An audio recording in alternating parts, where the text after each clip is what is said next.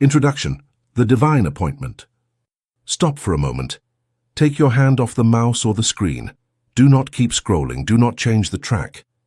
You have to understand something crucial before we begin. The fact that you are listening to my voice at this precise instant is mathematically impossible to attribute to chance. Think about the odds. There are millions of books, millions of videos, and billions of hours of content on the internet. Among all that infinite noise, on this specific day, with the exact mood you have today, the algorithm, or what I like to call the engineering of divinity, has placed this title before your eyes. And you have clicked. Do you believe it is a coincidence? In metaphysics, coincidences do not exist. Only synchronicities exist. Carl Jung, the great Swiss psychologist, knew it. The ancient alchemists knew it. And deep down, you know it too. This book has found you because you have called it. Perhaps you did not do it with words. Perhaps you did not say, "I want to listen to this." But your soul has been emitting a frequency, has been sending a radio signal to the universe asking for a change, an answer, a sign, or an exit from the labyrinth in which you find yourself. You have been vibrating at the frequency of the search, and by the law of resonance, the universe has had no choice but to send you this material as a direct response to your request.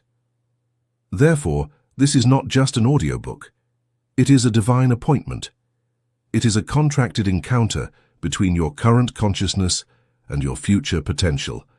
If you are here, it is because you are ready. As the old Hermetic proverb says, "When the ear is able to hear, then come the lips to fill them with wisdom." Your ears are ready. Your vibration has opened the door. What you are about to hear next is not empty theory. It is a navigation map to understand the hidden language of reality. We're going to talk about why what happens to you happens, about why you meet who you meet, and about how to stop being a leaf blown by the wind to become the wind itself. But I warn you, once you understand that nothing is accidental, you can never fall asleep again. The responsibility of knowing that you have attracted this is enormous, but it is also the key to your freedom. If this book found you, it is for a reason, and the reason is that your time to awaken has arrived. Chapter 1: The Law of Resonance, Why You Are Here.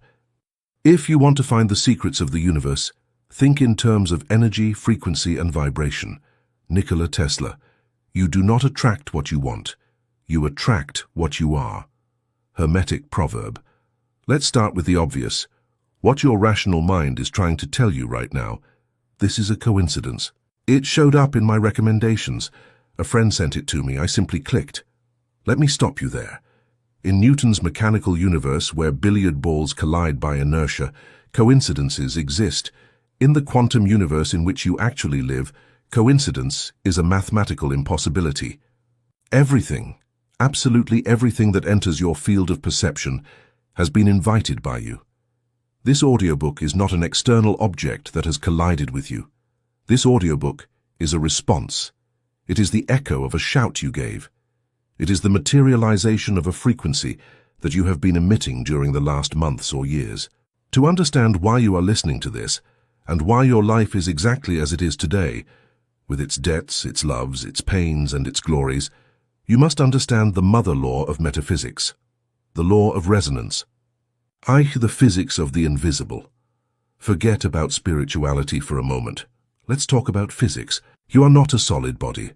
If we put your hand under a powerful enough microscope, we will see cells.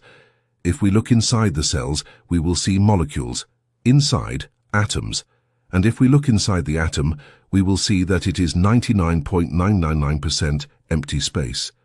And what is in that space? Energy. Electrons vibrating at a breakneck speed. You are literally a package of vibrating energy. You are a standing wave. You are condensed sound. You are slowed down light. In the world of wave physics, there exists a phenomenon called sympathetic resonance. If you have two pianos in a room and you strike the C key on the first piano, the C string of the second piano will vibrate. Why? Because they share the same frequency. The C of the first piano sent an invisible wave through the air. That wave passed through all the other strings of the second piano, D, E, F, but these ignored them. It was not their language. But when the wave reached the C string, it said, "That is my song," and it started to move. You are that piano. You live immersed in an ocean of waves, people, opportunities, books, accidents, money, illnesses. Most of those waves pass through you without touching you, but those that are tuned to your same frequency make you vibrate. They find you, they stick to you, they enter your reality. Enter. That is why this book found you. You have been emitting a specific note lately. Perhaps it is the note of the search for truth. Perhaps it is the note of the weariness of suffering. Perhaps it is the note of spiritual ambition. Whatever the nuance, you have struck the key. And the universe, which is the second piano, has responded by making this content vibrate in your reality. It is not marketing. It is physics. TERS, the human radio station. Imagine that you are a radio. If you tune into the frequency 98.5 FM, you will hear classic rock. You cannot hear classical music on 98.5 FM. It is impossible. Classical music is playing on 104.1 FM. Both musics exist simultaneously in the air. They are there right now, crossing your room, but your experience of reality depends exclusively on where your dial is. If your internal dial is tuned to the frequency of the victim, fear, complaint, scarcity, you will only pick up that frequency. You will turn on the television and see terrible news. You will go out to the street and encounter rude people. Unexpected bills will arrive. You will say, "How unlucky I am. The world is horrible." No, the world is infinite. The world has horror and has beauty. The world has poverty and has obscene wealth. Everything happens at the same time. But you, with your dial on Victim FM, can only decode the disaster signal. The million-dollar opportunity passed by your side, brushed your shoulder, but you did not see it. You were invisible to it and it to you, because you vibrated at dissonant frequencies. On the contrary, if you move your dial to opportunity, the world changes. It is not that the world changes, it is that you change channels. You start to see lucky coincidences. People smile at you. The perfect book appears. This one. Money flows. The skeptic will say, "Sure, it's just that now you are optimistic." The metaphysician says, "No, it is that you have changed your resonance. Now you are compatible with a reality that was previously inaccessible to you." If this book is in your hands, it means a wonderful thing. Your dial has moved. You are no longer on the frequency of the sleeping zombie. If you were on that low frequency, this title would have seemed boring, ridiculous, or invisible to you. You would have passed by scrolling in search of a cat video or gossip, but you stopped. Something in the title resonated with your internal string. That means you are ready. It means your vibration has risen enough to intersect with this information. 30. The algorithm of God. We live in the era of algorithms, YouTube, TikTok, Instagram. We all know how they work. If you spend the day watching cooking videos, the algorithm learns this user likes cooking, and it bombards you with recipes, chefs, and utensils. If suddenly you start watching conspiracy videos, the algorithm changes and shows you UFOs and government secrets. The algorithm does not judge. It does not say cooking is good or conspiracies are bad. The algorithm is a blind mirror. It only gives you more of what you are. The universe works exactly the same. It is the great algorithm. God, or the source, or the quantum field, does not judge. It does not say, "Poor Juan, let's give him money, although he feels miserable." No. The divine algorithm says, "Juan is vibrating in fear of not being able to pay the rent. Perfect. Let's send him more situations that make him feel fear of not being able to pay the rent, to confirm his vibration." It is brutal, but it is fair. It is absolute freedom. You have the free will to choose your frequency, and the universe has the mechanical obligation to confirm it with facts. That is why the phrase in the title is literal, "If this book found you." The algorithm of the universe has detected a change in your internal searches. It has noticed that the old answers no longer satisfy you. It has noticed that you are asking deeper questions. And as a response to your new spiritual browsing history, it has recommended this book to you. You are the user. The universe is the server. This book is the content delivered. Verstamun unconscious attraction, the shadow. This is where people get angry with the law of resonance. You will tell me, "Wait a moment. I did not attract my car accident. I did not attract my abusive partner. I wanted love and security." Are you blaming me? I am not blaming you. I am empowering you. But to empower you, you must first understand the dark part of the law. You do not attract what you think conscientiously, the 5%. You attract what you vibrate subconsciously, the 95%. You can spend the day repeating positive affirmations, I am rich, I am loved, but if in the depths of your gut, in your solar plexus, you feel a knot of fear, of unworthiness or of guilt, that is your real emission. The universe does not listen to your words, it feels your vibration. If you have an abandonment trauma from childhood, you are emitting the signal, I am abandonable. And by resonance, you will attract partners who abandon you. Not because the universe is cruel, but because it needs to put a mirror of your vibration in front of you, so that you see it and heal it. That toxic partner was not a mistake. It was a mathematical precision. It fit perfectly with your wound. Understanding this hurts. It means admitting that we are accomplices in our misfortunes. But it is also the best news in the world, because if you were the unconscious creator of your disaster, it means you can be the conscious creator of your paradise. If the power to destroy your life was in you, the power to fix it is also in you. No one is doing anything to you. You are doing everything to yourself. V. The reticular activating system, RAS. Biological science also supports this.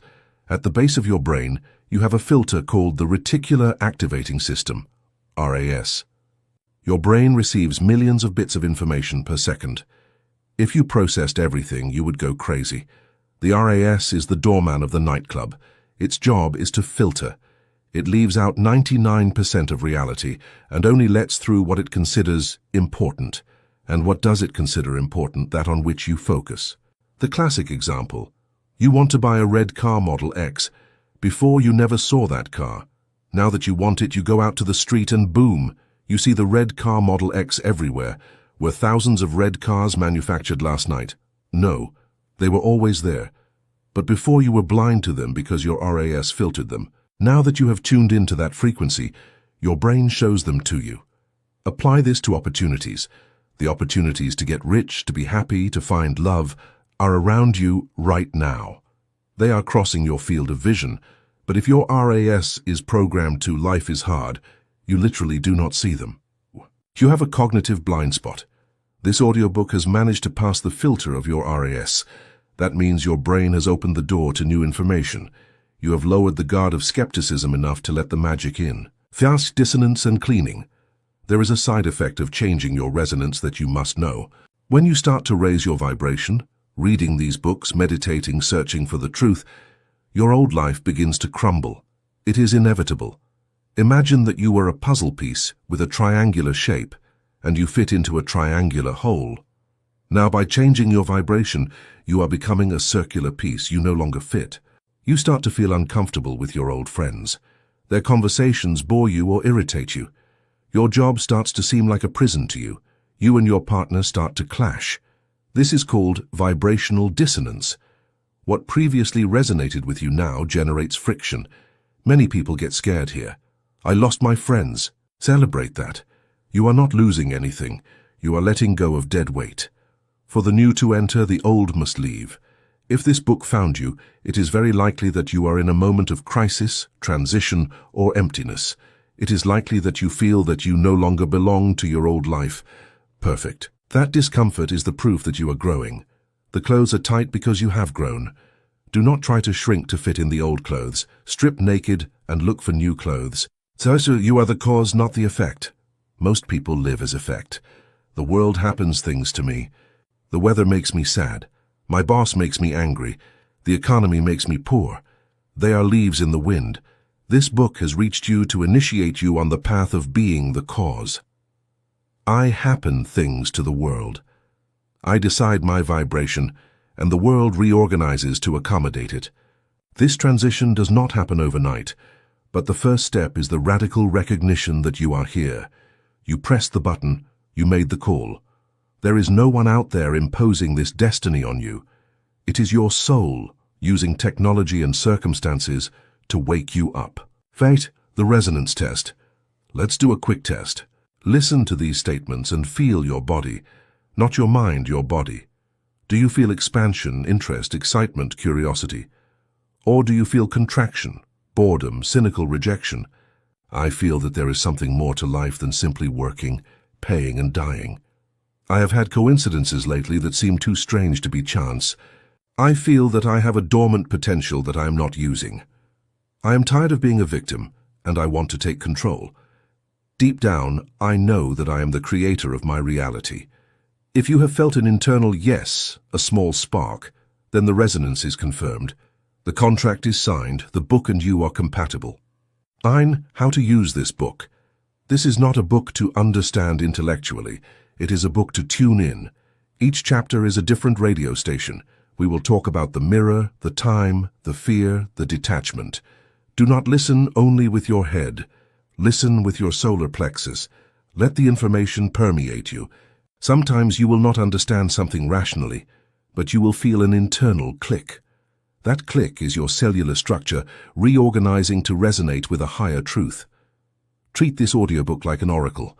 Sometimes you can open a chapter at random, and you will find exactly the answer to the problem you had that day.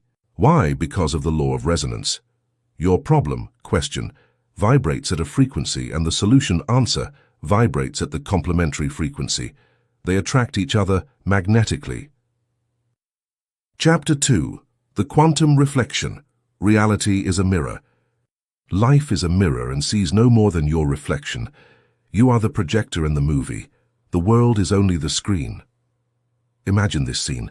You get up in the morning, go to the bathroom, look in the mirror, and see that your face is stained with coal. You are horrified. You don't like what you see. Then, in a fit of madness, you grab a towel and start rubbing the mirror furiously. You scrub the glass, scream at the glass, cry in front of the glass, begging it to make the stain disappear. Hours pass. You are exhausted. Your knuckles are bleeding from hitting the glass. You look again, the stain is still there. Obviously, because the stain is not on the mirror, it is on your face. No matter how much you manipulate, threaten, or clean the reflection, the image will not change until you wash your face. This metaphor seems absurd and ridiculous to you, right? No one would do that in a bathroom. However, this is exactly what 99% of humanity does with their life every day. They try to change their financial situation, the reflection, by working more hours without changing their scarcity mindset, the face. They try to change their relationships, the reflection, by arguing with their partner without changing their own insecurity. They try to change the world by fighting against it. Welcome to the Quantum Reflection. In this chapter, we are going to destroy the biggest illusion you have been sold, the idea that there is an outer world independent of you. It does not exist. What you call reality is a holographic feedback system. It is a 360-degree mirror that surrounds you and returns to you, with mathematical precision, the exact image of your beliefs, your fears, and your dominant vibration. By understanding this, you stop being a victim of circumstances and become the conscious architect of everything that manifests in your field of vision. The illusion of the movie screen. To understand the metaphysics of the mirror, let's use the movie analogy. When you go to the movies, you sit in your seat and look at the screen.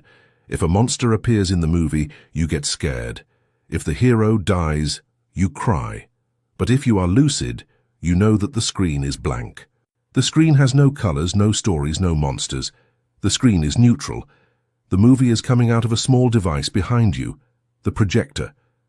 The light comes out of the projector, passes through a roll of film, your beliefs and subconscious, and is captured on the screen. Your life works the same. The screen. It is the material world. Your bank account, your house, your body. It is neutral. It is plastic matter. The projector. It is your consciousness, your mind, your heart, your focus. The movie. They are your internal patterns, what you believe is true about yourself and the world. If your bank account is empty, it is not a problem with the screen, the economy, the government. It is that you have a film roll called scarcity in the projector. While that roll is spinning, you can change screens, change countries, change jobs, but the movie will be projected exactly the same wherever you go. Have you ever noticed that there are people who change partners constantly, but always end up living the same dramas? All men are the same, they say. No, men are different. But your projector is the same, so you turn any man into the actor your movie needs to confirm your script of betrayal or abandonment. People live trying to fix the screen. They shoot at the screen, they scream at the screen. The metaphysical master leaves the screen alone. He turns around, he goes to the projection booth, and he changes the roll of film. And miraculously, the image outside changes on its own. Their reality is neutral, the observer effect. Quantum physics brought us a disturbing discovery, the observer effect. In subatomic experiments, it was shown that light can behave as a particle, solid matter, or as a wave, potential energy, depending exclusively on whether there is someone observing it or not. The observer creates reality by looking at it. Before you judge a situation, that situation is neutral. It is not good or bad, it is raw data. Imagine it starts to rain. Person A, a farmer in a drought, looks at the rain and projects, blessing, money. His reality is euphoria. Person B, a bride getting married outdoors, looks at the rain and projects, disaster. Her reality is depression. It is the same water, it is the same neutral event. But the quantum mirror returns to each one a different reality based on their internal definition. You spend the day labeling neutral things. You are fired from your job. It is a neutral fact, termination of contract.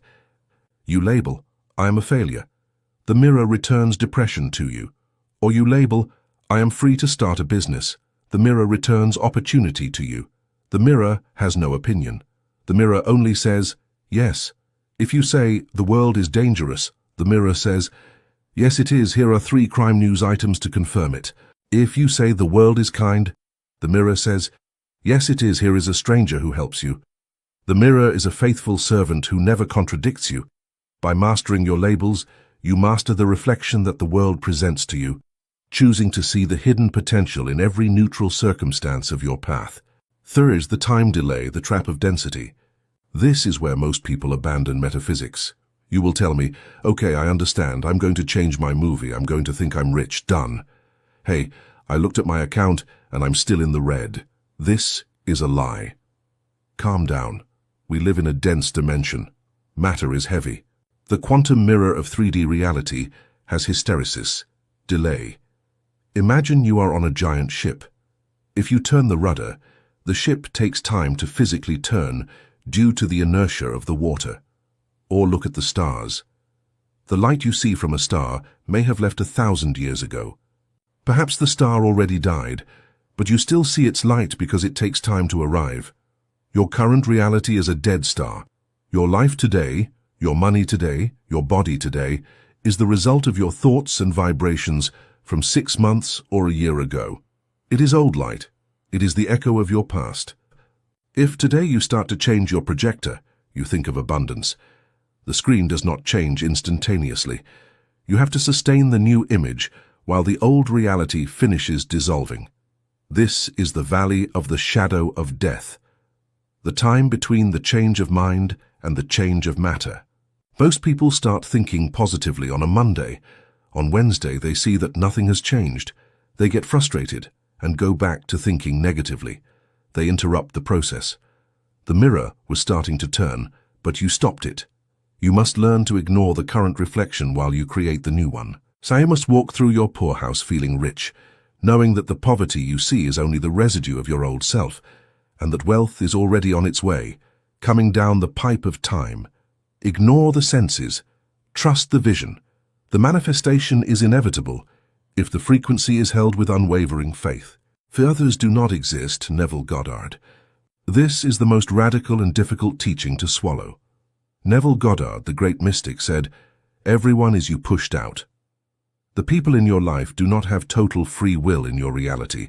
They act according to the script that you subconsciously write for them. You assign them roles. If you have a deep insecurity and believe that I am not worthy of love, you will telepathically force your partner to treat you with coldness or to be unfaithful, to confirm your belief. Your partner may be a wonderful person with others, but with you, they become a tyrant.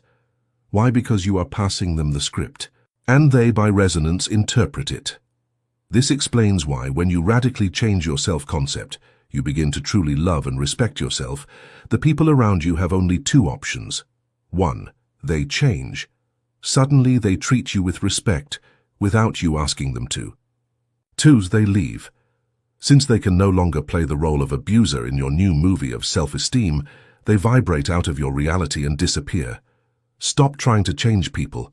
It is exhausting and it is useless. No one changes because you ask them to. They change when you stop needing them in the old way. If you want to be loved, love yourself. If you want to be valued, value yourself. The mirror has no choice. If you smile, the reflection has to smile. It cannot stay serious if you laugh. It is a physical law. By changing the source, you compel the reflection to follow suit, without any external effort. The mirror of the shadow what you hate. The quantum mirror has a special function, revealing your shadow. Everything that irritates you, infuriates you, or bothers you viscerally about another person is something that is within you. This is called psychological projection.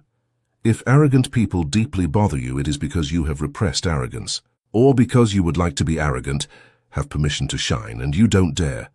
If lazy people bother you, it is because you have a tyrannical inner judge who does not allow you to rest, and you secretly envy their freedom. The world shows you your repudiated parts.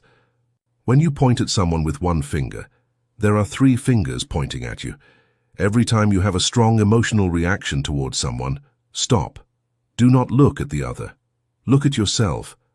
Question: what part of me is resonating with this? Where am I like this, or where do I forbid myself to be like this? The enemy is your greatest teacher. He is showing you exactly where you have pending work. Thank him, in silence, for revealing your shadow to you, and work on yourself. When you heal that within you, the person stops bothering you, or simply, they stop appearing. The messenger leaves when the message is delivered now. 5. Combing the mirror, the madness of materialism. Let's go back to the image from the beginning. Trying to change the world by manipulating matter is combing the mirror. It is the hard way. It is the way of suffering. It is trying to get rich by working 16 hours a day with a poor mindset. You will end up sick and poor. It is trying to be loved by begging for attention. You will end up alone and humiliated. The way of the metaphysician is inspired action. First, you change the frequency, the being. You feel rich. You give thanks for what you have. You feel the abundance. From that vibration, an idea comes to you, an inspiration. Why don't I call such and so person? Why don't I launch this product? You act on that idea, and that action, born of alignment, produces massive results with little effort. That is flowing. The other is forcing. When you force, you are fighting the mirror. The mirror is hard. You will break your hand. Sales, how to hack the reflection, instructions for use. So how do we apply this on any given Tuesday? 1. The mental diet. If reality is what you eat, perceive, stop eating junk. Stop watching news that scares you. Stop talking about your illnesses. Stop hanging out with people who complain. You are protecting your projector today. If you put junk in the projector, junk will come out on the screen. 2. Act as if. Fake it till you make it. Cheat the mirror. The mirror doesn't know if you're really rich or if you're faking it. It only reflects your vibration. If you dress, walk, and talk like a successful person, the mirror begins to get confused. Wait, this guy vibrates like a rich person. I have to send him wealth to match the image. And the universe begins to pull strings to validate your performance. Be the character you want to see reflected. 3. Ignore the how. Focus on the what. Your job is to define what you want to see in the mirror. I want to see myself healthy. The job of the mirror universe is to define how it will do it. A new doctor, a diet book, a spontaneous healing. If you try to control the how, you are interfering in the mechanism. Define the end. Feel the end.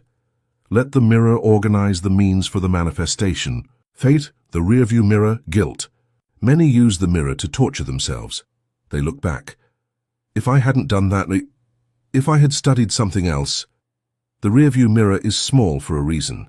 You are not going in that direction. Understand this. The you of the past who made mistakes did so with the level of consciousness they had then. It was another movie. You cannot judge your old movie with your new projector. Guilt is a terrible vibration. Guilt seeks punishment. If you feel guilty, the quantum mirror will say, "Ah, you want punishment? Here is a fine, a stubbed toe, a loss." Forgive yourself. Not for morality, but for pragmatic intelligence. Forgiving yourself is cleaning the projector lens so that tomorrow's movie is not stained by yesterday's. By releasing the past, you free up the energy necessary to project a brilliant future, ensuring that your current vibration is not anchored to the regrets of a version of yourself that no longer exists now. Try to the reality test. From today on, play with the mirror. Do small tests. Wake up tomorrow and say, "Today I am going to project kindness. I am going to imagine that everyone wants to help me." Go out to the street with that certainty. Maintain the internal smile and observe. Observe how traffic flows better today now. How the waiter gives you a free coffee. How someone holds the door for you. They are small glitches in the matrix that confirm to you that the remote control works. When you verify that it works with small things, coffees, traffic lights, smiles, dare with the big ones, money, health, love. The mechanism is the same. Only your resistance to believing it is possible changes. For the mirror, reflecting a button is as easy as reflecting a castle. The effort is the same, 0. By consistently applying these principles, you become a master of your own reflection and a sovereign creator of your life now. Chapter 3. The Language of the Universe, Synchronicities and Signs. The universe is always speaking to us, but it does not use words. It speaks in the language of the event, of the number, of the fortuitous encounter, and of the symbol. The illiterate of the 21st century will not be the one who cannot read or write, but the one who cannot interpret the signs that life places on their path. You are thinking of an old friend you haven't seen in years. Suddenly the phone rings, it's him. You are hesitating whether to accept a new job. You go out to the street and see a giant truck with the company logo. Then you turn on the radio and the song says, "Go for it." You look at the clock, 11:11, it's happening today now. Are you going crazy? Is it a conspiracy? Or is the fabric of reality much more intelligent and communicative than you have been taught? Welcome to the language of the universe. Most people walk through life as if they were in a dark and silent room, stumbling over furniture. The metaphysician knows the room is lit right now. The universe is not a mute and distant entity. It is a living, conscious and conversational system. The problem is that you expect it to speak in your native language. You expect a voice of thunder to descend from the sky and say, "Accept the job. It will go well." That almost never happens. It speaks in symbols today now. In this chapter, we are going to teach you the grammar of this sacred language so that you stop walking blindly and start having a fluid dialogue with your destiny. By learning these codes, you align your personal will with the cosmic flow, transforming every coincidence into a roadmap for your higher evolution now. What is a synchronicity? Carl Jung and the Scarab. The term synchronicity was coined by Carl Jung to describe a meaningful coincidence. It is when an internal event, a thought, a dream, an emotion, coincides with an external event without an apparent logical cause, but with deep meaning for the person. It is a bridge between the mind and the world today now. The classic story is this. Jung was treating a very rational, rigid and difficult patient. One day she was telling him a dream in which she was given a gold scarab. Just at that moment, Jung heard a soft tap on the office window. He got up, opened the window and caught an insect that had just hit the glass right now. It was a Cetonia aurata beetle, the closest thing to a gold scarab found in those latitudes. Jung threw the beetle to the woman and said, "Here is your scarab." That event broke her rational rigidity. Her logical mind collapsed and she could begin her healing. That is a synchronicity. It is a wink from the universe now. It is the matrix telling you, "I am listening to you. We are connected. You are not alone." Synchronicities usually occur in moments of change, crisis, or spiritual awakening. They are confirmations that you are in the flow. When your vibration rises, synchronicities increase. When you are disconnected, they disappear today now. As repeated numbers, the binary code of God. Let's talk about the elephant in the room. 1111, 222, 353, 444. Why do so many people see these numbers constantly? Is it just suggestion? In sacred numerology and metaphysics, numbers are vibrations. Seeing repeated numbers is like seeing a glitch in the matrix or a sign of alignment in your life today now. 1111, the awakening. It is the activation code. It means an energetic portal is open. Your thoughts are manifesting at great speed. It is a reminder. Wake up. Pay attention to what you are thinking right now. 222, balance. Everything is fine. Keep planting seeds, have patience, trust the process now. 33, the masters. You are not alone. Your higher self or guides are with you. It is a number of protection. 444, foundations. You are building something solid. It is a sign of support. 555, change. A sudden change is approaching. Prepare. It is transformation. 666, matter. You are too focused on the material now. 777, luck, magic. You are on a streak. You are aligned with your divine purpose. Do not obsess over dictionaries of meanings. The important thing is the feeling. When you see an 1111, do you feel a small shiver or a sense of magic? That feeling is the real signal. The number is just the trigger today now. Threat? The divine radio, the Spotify oracle. The universe can hack technology to speak to you. Have you ever asked a question to the air and, upon turning on the radio or putting your playlist on shuffle, the next song answers exactly? That is not a coincidence. Remember, your device responds to electromagnetic impulses. Your mind and the field are the same today now. It is extremely easy for universal intelligence to manipulate the shuffle algorithm to put track 42 instead of 15. Practical exercise. Ask a clear question. Universe, should I call this person? Hit shuffle on your music. Listen to the first phrase of the song. Sometimes the answer is literal or metaphorical now.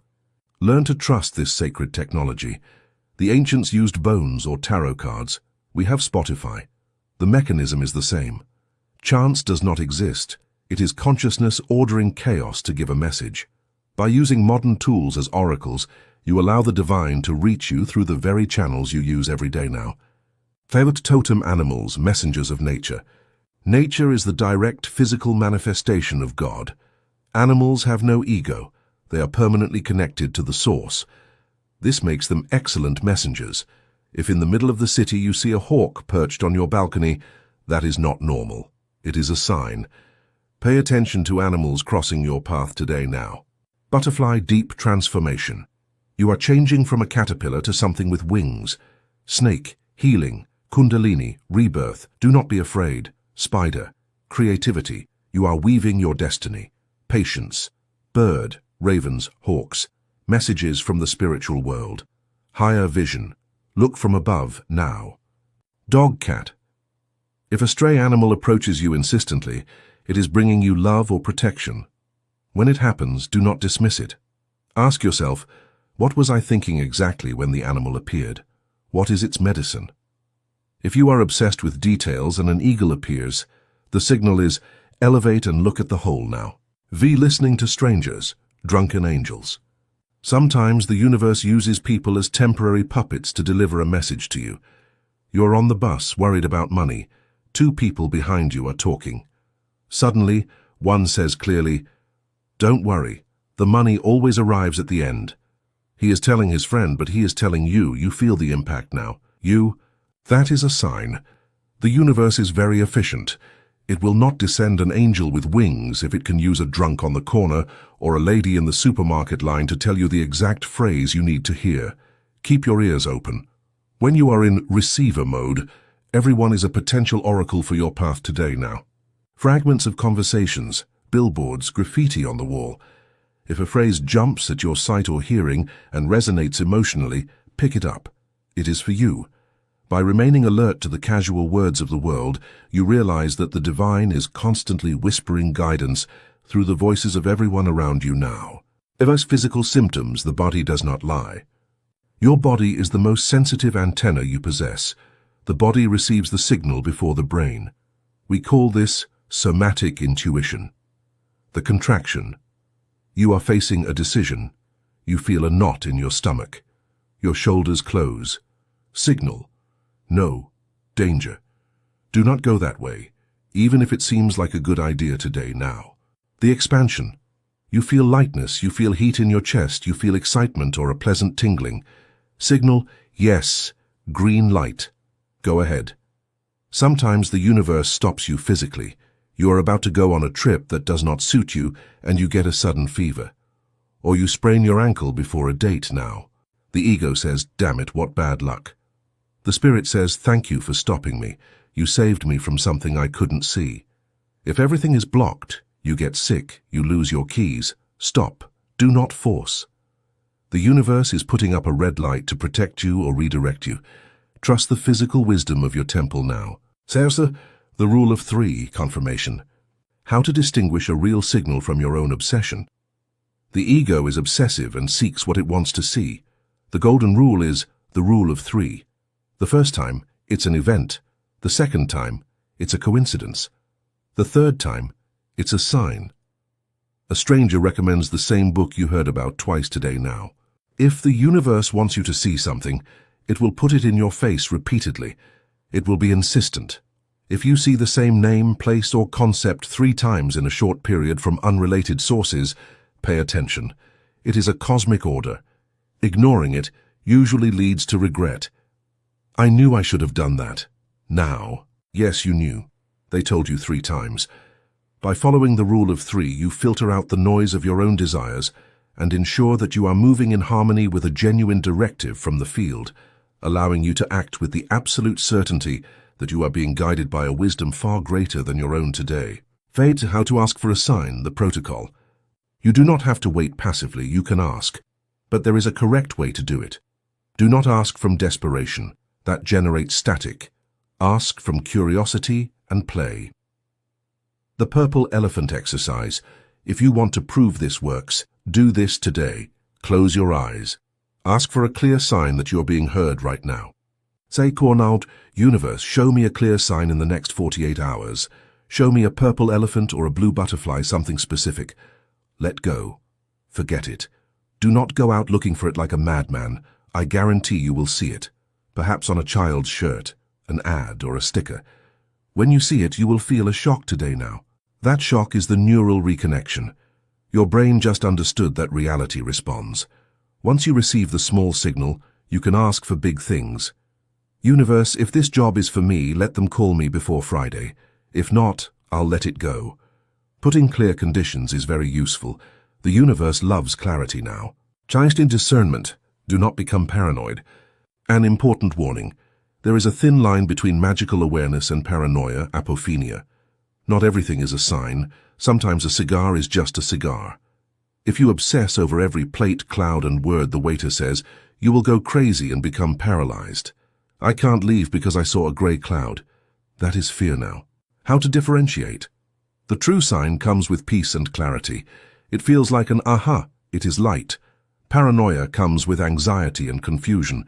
It feels heavy and urgent. If you have to force the meaning, well, I saw a blackbird, which looks like an eagle, then it is not a sign today in your life now. Real signs hit you. They are obvious.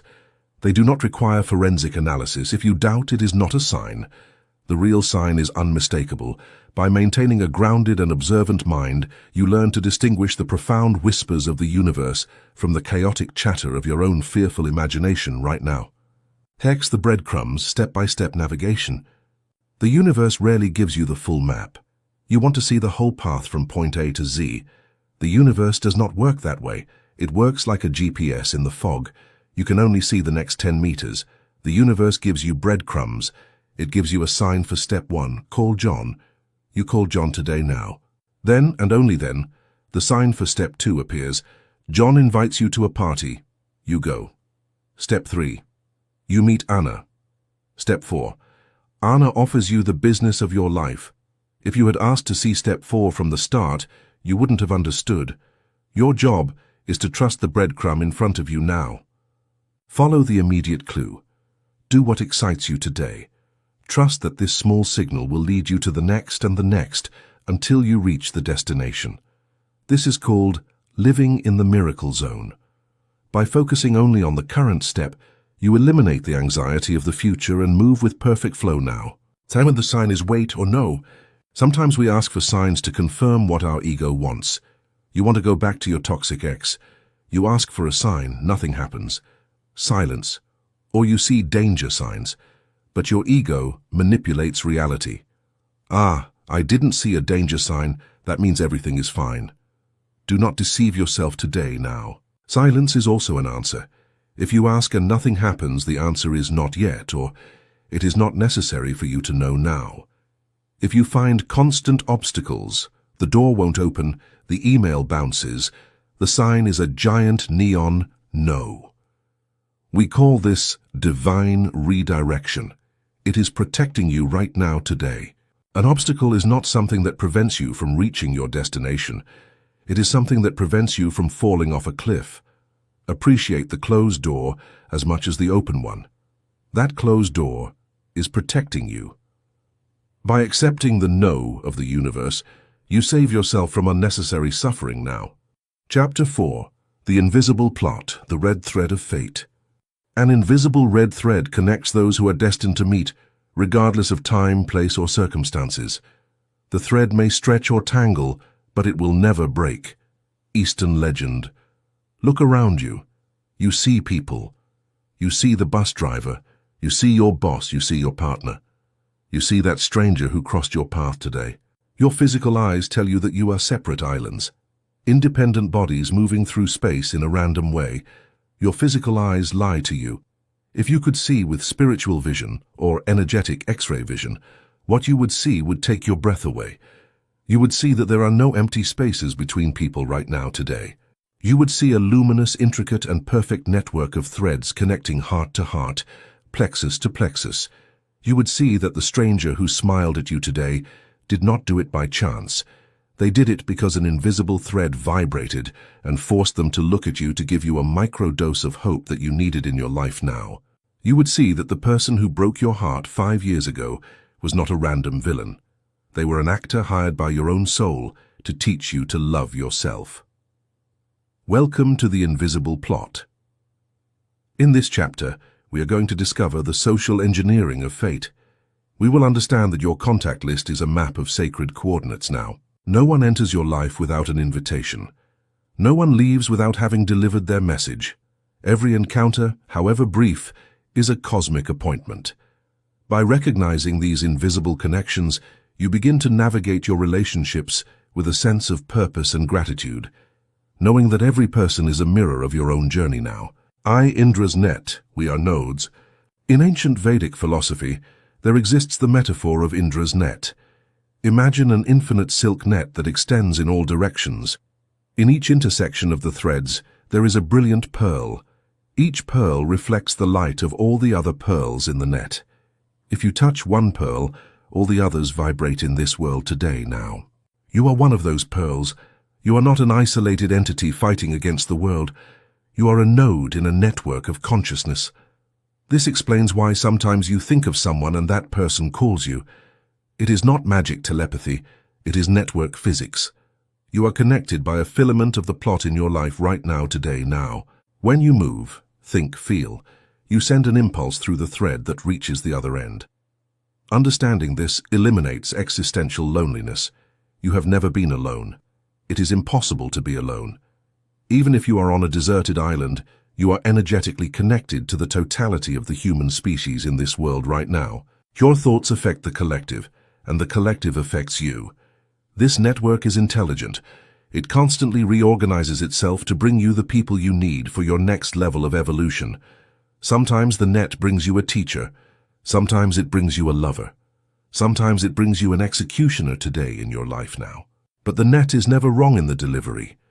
By trusting the interconnectedness of all beings, you release the fear of being lost or forgotten, recognizing that you are an essential part of a vast living tapestry that supports and guides your every step toward your ultimate realization and the fulfillment of your divine purpose now. Sutu, the soul contract before birth. Here we enter deep ground. Metaphysics suggests that before incarnating in this physical body, your soul made contracts. Imagine it as a planning meeting before a play. You said, "In this life, I want to learn about forgiveness. Another soul, a spiritual friend, raised their hand and said, "I will help you in your life today now.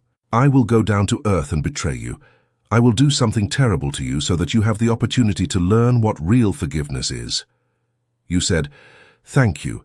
It will be difficult, but we will do it." And then you both were born, forgot the agreement, the veil of oblivion, and met in physical life today in your world now. That person betrays you. You suffer, you hate them, but at a soul level they are fulfilling their promise.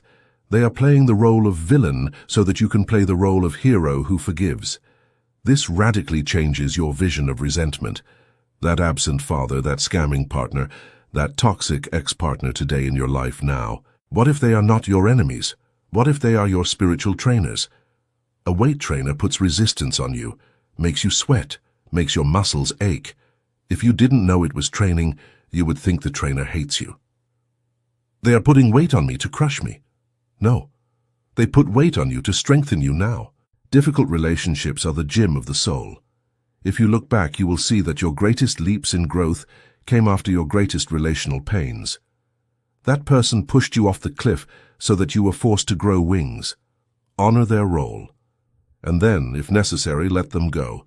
You are free from the drama right now today now. Through to the red thread, the legend. In Asia, there is the legend of the red thread of fate, Unmei no Akai Ito. They say the gods tie an invisible red thread to the little finger of those who are destined to meet. This thread is not limited to romantic partners, soulmates, although that is its most common use. It applies to anyone crucial to your story today now. The thread has magical properties. It is elastic. It can stretch to infinity. You can be on another continent, but it does not break. It is timeless. It can take 20 years to find that person, but the meeting will occur. It is inevitable. No matter how much you run or hide, the thread will pull you toward the meeting now. Have you ever met someone and felt an instant familiarity?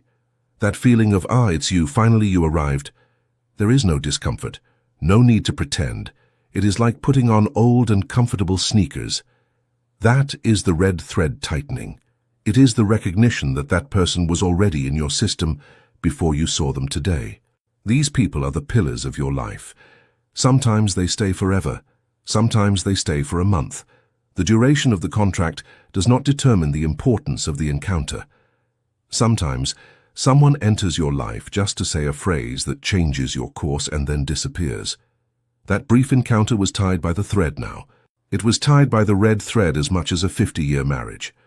By acknowledging the power of these predestined connections, you allow yourself to be guided by the pull of the thread, moving toward the people and experiences that are essential for your soul's journey and the manifestation of your highest potential in this lifetime now. Fractal encounters, the repetitive pattern. Sometimes the invisible plot seems like a scratched record. Why do I always attract alcoholic men? Why do I always have tyrant bosses? Why do my friends always envy me? If the universe sends you the same type of person over and over again, with different faces and names, it is not bad luck today in your life now. It is a fractal pattern. The universe is a very strict pedagogical school. If you do not learn the lesson, geometry, they make you repeat the course. They change the teacher for you, they change the classroom for you, but the syllabus is the same. If you didn't learn to set boundaries with your father, the universe will send you a boss now. The universe will send you a boss who abuses you. If you don't learn to set boundaries with the boss, it will send you a partner who abuses you. The intensity will rise until you say, enough. In the moment you learn the lesson, you set the boundary, you value yourself, you let go of dependence. The pattern breaks in your mind now. The invisible plot reorganizes itself. That type of person stops appearing in your reality because they no longer have a function.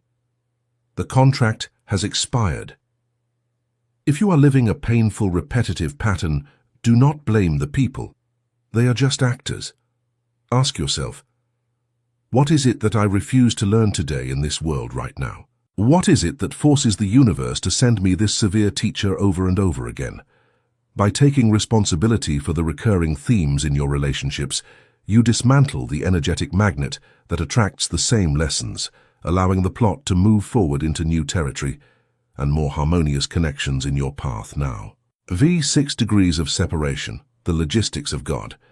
There is a sociological theory that says that any person on the planet is connected to any other person through no more than 5 intermediaries, 6 jumps. You are 6 people away from the President of the United States, from a rock star, or from your soulmate in Japan. The invisible plot uses these nodes to move resources now. Imagine you make a wish. I want to dedicate myself to painting. But you work in a bank and don't know anyone in art. The universe activates the network. 1. You meet a new client at the bank. 2. That client has a sister. 3. That sister goes to a yoga class. 4. In the yoga class is the owner of an art gallery today in your life now. The universe has to move the pieces so that you talk to the client, he invites you to a party, you meet the sister, and you end up reaching the gallery owner. Sometimes coincidences are complex logistical maneuvers. You miss the bus, you get angry. But by missing the bus, you have to wait 20 minutes today in your world now. In those 20 minutes, the person who has the key to your next level enters the bus stop. If you had caught the bus on time, you would never have met them. What you call bad luck, missing the bus, was a course correction of the invisible plot to align you with a crucial node. That's why when plans go wrong, relax today now. Say, the universe is recalculating the route. Something better or necessary awaits me. Trust the logistics of God. He has a more complete map than yours.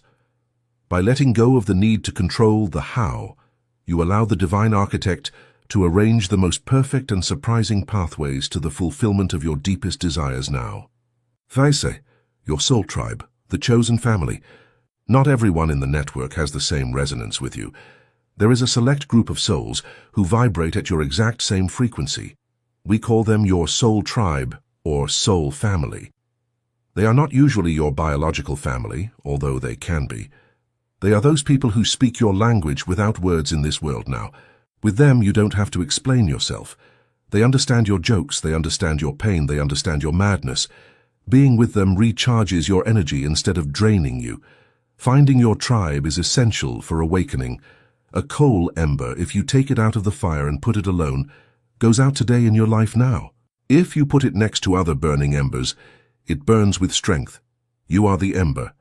If you are surrounded by people who vibrate low, complaints, fear, materialism, you will go out.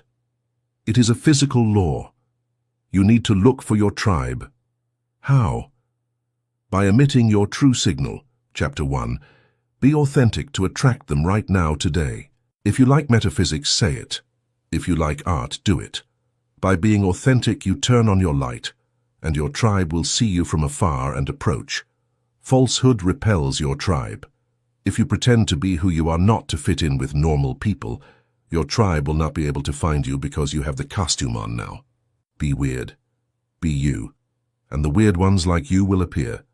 By radiating your unique frequency without apology, you act as a beacon that draws your soul family out of the crowd, creating a powerful circle of support and shared vision that accelerates your individual and collective evolution in this physical reality today now. 7. Cutting ties versus untying knots.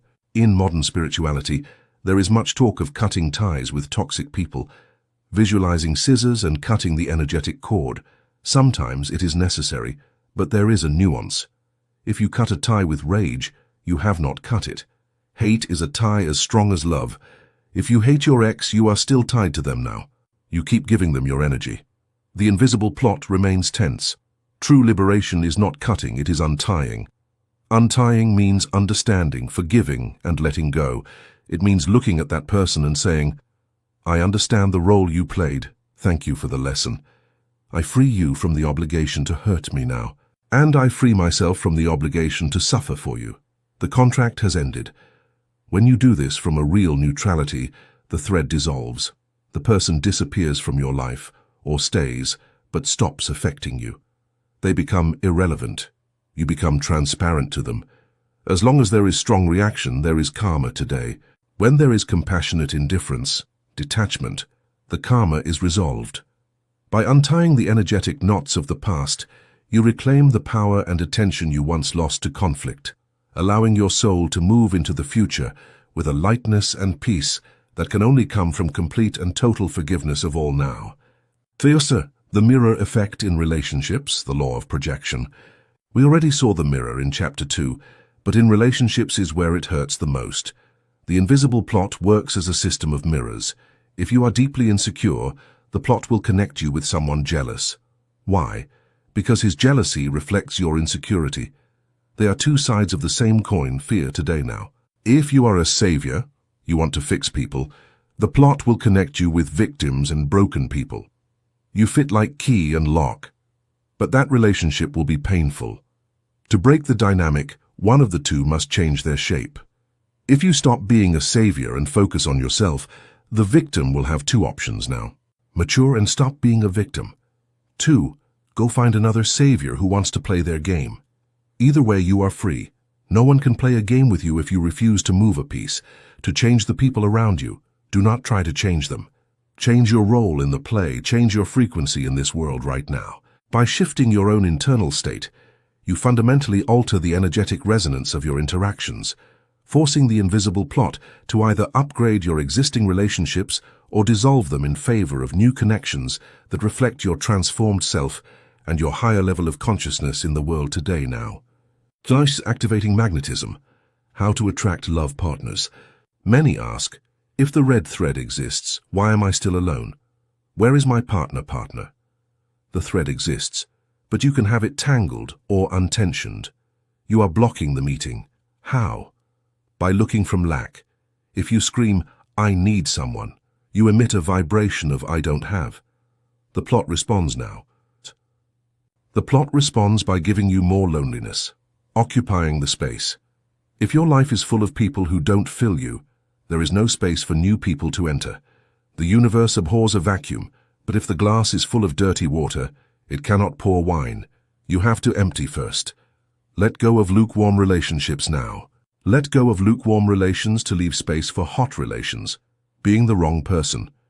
We want to attract a king or a queen, but we behave like beggars. The law of resonance is clear. Like attracts like. If you want a stable partner, become a stable person, or at least vibrate in it. You are the source today now. Do not look for the right person. Be the right person. And the thread will tighten automatically. By embodying the qualities you seek in another, you turn yourself into a powerful magnet that draws your destined counterpart toward you across time and space, ensuring an encounter that is as effortless as it is divine right now. Chapter 5. The Self-Fulfilling Prophecy. The Power of the Decree. In the beginning was the Word, and the Word was with God, and the Word was God. Nothing that has been made was made without him. John 1:1. Abracadabra. Ancient Aramaic phrase meaning, I create as I speak. Did you know that every time you open your mouth you are casting a spell in your life today now? You probably laugh. You think words are just air, sounds we use to describe what we see or to order a coffee. You are wrong. Words do not describe reality. Words generate reality. They are containers of energy. They are programming codes that you insert directly into the matrix of your life in this world right now. Most human beings are unconscious black magicians. They spend the day cursing themselves. I am a mess. I am broke. I always get sick in winter. Nobody loves me. And then, when reality faithfully obeys their orders and brings them disaster, ruin, illness, and loneliness, they say, see, I was right today now. You were not right. You had a prophecy, and you fulfilled it. Welcome to the power of the decree. In this chapter, we are going to audit your language. We are going to discover that your mouth is the rudder of your ship. If your ship is heading toward the rocks, it is because you, the captain, are shouting orders right now. It's time to learn the language of creation. It's time to stop talking about your problems and start talking to your problems. By changing your vocabulary, you change the direction of your life, steering your ship away from the storms and toward the calm waters of manifestation and success in this world today now. The physics of sound, cymatics. Before entering the mystical, let's look at science. There is a field of study called cymatics. If you place sand on a metal plate and vibrate the plate with sound, the sand magically organizes itself into perfect geometric patterns. If you change the sound, the frequency, The sound pattern changes instantly today now. Sound moves matter. Sound organizes form. Your body is 70% water. Water is highly programmable by vibration, as Dr. Masaru Emoto demonstrated. When you say a word, that vibration travels through your body, water, and through the air, field. If you say hate, the molecular structure of your body reacts with chaos right now.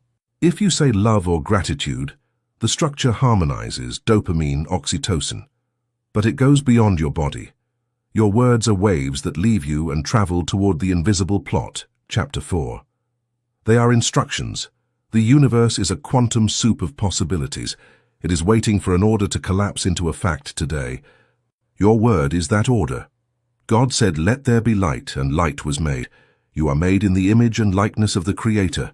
Your word has the same power, only on a different scale and with a time delay due to the density of matter. But the mechanism is identical: declaration, manifestation in your life now. Here's the master code: I am. The two most powerful words in the universe in any language are I am or I exist. Why? Because I am is an invocation of identity. It is the name of God. I am that I am. When you say I am, you are putting the label of divinity on what comes next. You are merging your essence with a quality today now. The universe takes everything you say after I am as an absolute and literal order. If you say I am clumsy, the universe says, heard, granted. Let his keys drop. Let him trip. Let his file be deleted. He has decreed clumsiness. If you say, I am poor, the universe says, done. Let's block that business opportunity now. If you say, I am tired, you are decreeing fatigue. Your cells obey and lower the energy. Observe how people talk. I'm fed up. I'm a mess with women. I'm old. They are using the name of God in vain. They are using the creative power to destroy their own temple. From today on, you are forbidden to use I am negatively now, even if it is true at the moment. If you are sick, do not say I am sick. Say I am going through a healing process. Disconnect yourself from the identity. Use I am only for what you want to be. I am health. I am abundance. I am magnetic. Even if it feels ridiculous at first, you are reprogramming the matrix today.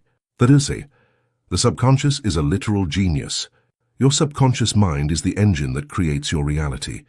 It is millions of times more powerful than your conscious mind. But the subconscious has a curious characteristic. It has no sense of humor and does not judge. It is like the genie of Aladdin's lamp. Its only response is, your wishes are my command now. If you say jokingly, I want to die, how embarrassing. The subconscious does not know it's a joke. It records death wish, lowering immune system, increasing risky behaviors. If you say, this job gives me a headache, the subconscious says, understood, generating migraine every time he enters the office right now. You have to treat your subconscious like a 5-year-old child with superpowers. You have to be impeccable with your instructions. You cannot afford the luxury of speaking ill of yourself, even as a joke. Self-deprecating sarcasm, how stupid I am, haha, is pure poison. Erase those phrases from your vocabulary today now. Speak to yourself as you would speak to a king or a god, with respect, with greatness, and with clear intention. By honoring your internal dialogue, you shape a powerful and focused subconscious that works tirelessly to manifest your highest aspirations and your most noble dreams in this world right now today. Black magic, the complaint. The most common form of negative self-fulfilling prophecy is the complaint. What is a complaint? It is a statement that you do not like something, charged with negative emotion. Metaphysically, the complaint is an anchor. When you complain about your current situation, you are affirming and solidifying it today now. You are saying to the universe, look at this. This is what is real. Give me more of this. What you focus on expands. By complaining, you focus on the problem. Therefore, you expand the problem. There are people who are addicted to complaining. They meet in groups to complain about politics, the weather, or bosses right now. They are covens of unconscious black magic. They are using their collective energy to perpetuate exactly the situations they say they hate. If you want to change your life, do a fast of complaints. Try this. 7 days without a single verbal complaint. If something hurts, take a pill, but do not tell 10 people today now. If the weather is bad, take an umbrella, but do not say, "What disgusting rain." If you manage to do this, you will see miracles. Your energy, which previously leaked through the wound of the complaint, now accumulates and begins to manifest solutions. The complaint ties you to the victim. The decree elevates you to the creator now. The silent dialogue, your roommate. Not only does what you say out loud matter, what you say to yourself in silence matters. You have a roommate in your head who never shuts up. That internal dialogue is a continuous prayer. If you are smiling at someone, but inside you think, "I don't trust him," the universe hears the thought, not the smile today now. Thought is the electrical signal. Emotion is the magnetic signal. Your internal dialogue is usually a recording of your parents or society. You are not enough. You are going to make a mistake. Who do you think you are? You have to interrupt that recording. You must become a tyrant against your own negative thoughts now. When you hear an internal voice saying, "You won't be able to pay for it," shout internally, "Cancelled," and immediately replace it with, "Money flows to me in unexpected ways. I am prosperity." At first it is exhausting. You have to be vigilant like a security guard. But over time, the roommate learns today now. You change the recording, and when your internal dialogue becomes your ally, "You can do it, you are great, everything will turn out well," then you are unstoppable. You become a beacon of confidence and success, radiating a frequency that naturally attracts the people and circumstances needed to reach your highest potential right now. For the physiology of the lie, fake it till you believe it. Here we reach the main resistance. You say, "But if I say I am rich when I have zero in my account, I feel like a liar. I feel ridiculous." It is normal. Your rational mind compares the decree with the current reality and sees a discrepancy. It calls that discrepancy a lie. The metaphysician calls it prophecy now. An architect looks at an empty lot full of trash and says, "Here there will be a 20-story building." Is he lying? In the physical present, yes, there is no building. But in his mind, the building is already real. And because he holds that lie vision, the building ends up existing. You are the architect of your life today now. Your decrees are not reports of the current weather. They are forecasts of the future weather that you are creating. You must learn to feel comfortable with the temporary lie. Neville Goddard called it the assumption. Assume the feeling of the wish fulfilled. Speak as the person who has already achieved what you want right now. How does a rich person talk? Do they complain about the price of coffee? No. How does a loved person talk? Do they talk with jealousy and fear? No. They talk with security. Adopt the language of your future self. At first it is a performance, then it becomes a habit. Finally it becomes reality in your world today now. 7. Vocabulary audit, forbidden words. There are words that act like viruses in your operating system. It weakens your manifestation. Eliminate them today. Try, attempt. I'm going to try to do it. Try means go toward it, but fail. Yoda was right. Do or do not, there is no try. When you say you will try to be on time, you prepare the excuse now. Say, "I will be there. I will do it." I need money. I need love. Needing vibrates in lack. The universe responds, you need? Well, keep needing. I will give you more need. Change. Need for I choose, or I have. I choose to have money. Or better yet, thank in advance, thank you for the money coming now. Hope. I wish. I hope it turns out well. Hoping implies doubt. It implies that you are not in control. It puts power outside. Say, I trust, or I know. I know it will turn out well. But, I love you, but. The but erases everything you said before. It is a negator. Replace it with and. It opens possibilities today, little by little. I'm getting out little by little. It is a decree of slowness. You are asking the universe to put on brakes. Say, step by step, steady progress, or, in a quantum way, fast progress. By refining your speech, you remove the hidden obstacles to your success and accelerate the arrival of your desires now. Wait, the time delay, the safety cushion. Imagine if every word you said manifested instantly. You say, I am starving. Boom, dead. You say, I want to kill myself for what I did. Boom, dead. You say, I wish an elephant would appear here. Boom, house destroyed. It would be chaos. You wouldn't survive a single day. Fortunately, we live in a dimension with time now. Time acts as a buffer. Your words are seeds. They take time to germinate. This is a safety measure. It gives you time to repent and cancel the order. If you have a negative thought, this is going to turn out badly. Do not be afraid. It does not manifest instantly. You have room for maneuver right now, today now. If you immediately correct it, no, cancelled, it will turn out well. You have dug up the weed seed before it takes root. But if you repeat the negative decree day after day, you water it. And then, yes, the monster grows. Persistence is the key. A single positive decree does not fix a life, just as one salad doesn't work now. It is the constant mental diet that changes your body and your life. By being mindful of your long-term verbal patterns, you ensure that you are only planting seeds of success, joy, and abundance, which will eventually grow into a magnificent reality that reflects the highest intentions of your conscious spirit today now. 9. The ritual of the decree, how to do it right. To use the self-fulfilling prophecy consciously, follow this protocol. Present state. The decree must be in the present.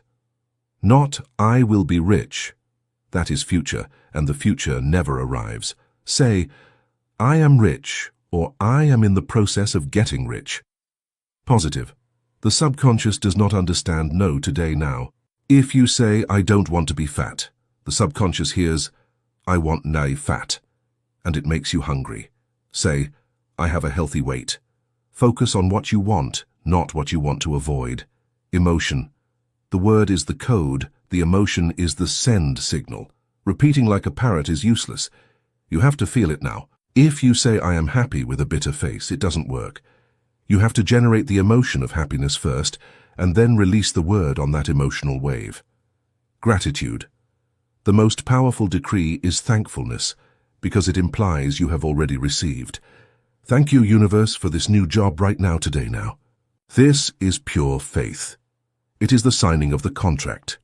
By combining the right words with deep, authentic emotion and heartfelt gratitude, you activate the creative forces of the cosmos, ensuring that your declarations are transformed into the tangible reality of your daily life with grace and absolute certainty in this world now. Chapter 6. The Collapse of Time, Quantum Leaps. Time is an illusion, lunchtime doubly so. Douglas Adams. You don't need 10 years to achieve what you want. You need a second of complete internal transformation, and time will bend to accommodate your new reality. You have been lied to about time. Since school, you have been taught that life is linear today now. First A, then B, then C. They have told you, study, work hard, save bit by bit, climb the ladder step by step, and perhaps when you are 65 years old, you will be able to enjoy life. It is the escalator model. Slow, predictable, safe, and incredibly boring. It is the Newtonian model. Slow cause and effect, right now, today. But then you see people who break the rules. You see a 20-year-old create $1 million company in 6 months. You see someone heal from an incurable disease in a week. You see someone find the love of their life on a Tuesday, get married on Saturday, and be happy forever. What happened there? Did they cheat now? No. They have used a higher law of physics. They have stopped using the stairs and have taken the elevator. They have performed a quantum leap. Welcome to the collapse of time. In this chapter, you are going to learn that time is not a rigid prison. It is an elastic material. You can stretch it or you can contract it today now. If you understand how vibration works, you can save yourself 10 years of effort and compress them into 6 months of intensity. Are you willing to stop waiting and start jumping? By mastering the art of the quantum leap, you bypass the limitations of the physical world and step into a reality where your desires manifest now. Because time is a coordinate, not a clock. Einstein taught us that time is relative. If you put your hand on a hot stove, a minute seems like an hour. If you are with the person you love, an hour seems like a minute. Time depends on the observer. In metaphysics, we go one step further. Time is not something that passes. Time is a location coordinate right now today. Imagine that all versions of your life already exist right now, like rooms in an infinite hotel. In room 101, you are poor. In room 505, you are a millionaire. In room 808, you are sick. All those rooms exist simultaneously in the hotel of the universe, the eternal present. What you call time is simply your awareness moving now. It is simply your consciousness walking down the hallway from room 101 to 505.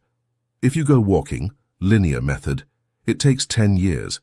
But if you learn to teleport, quantum method, you can appear in room 505 instantly.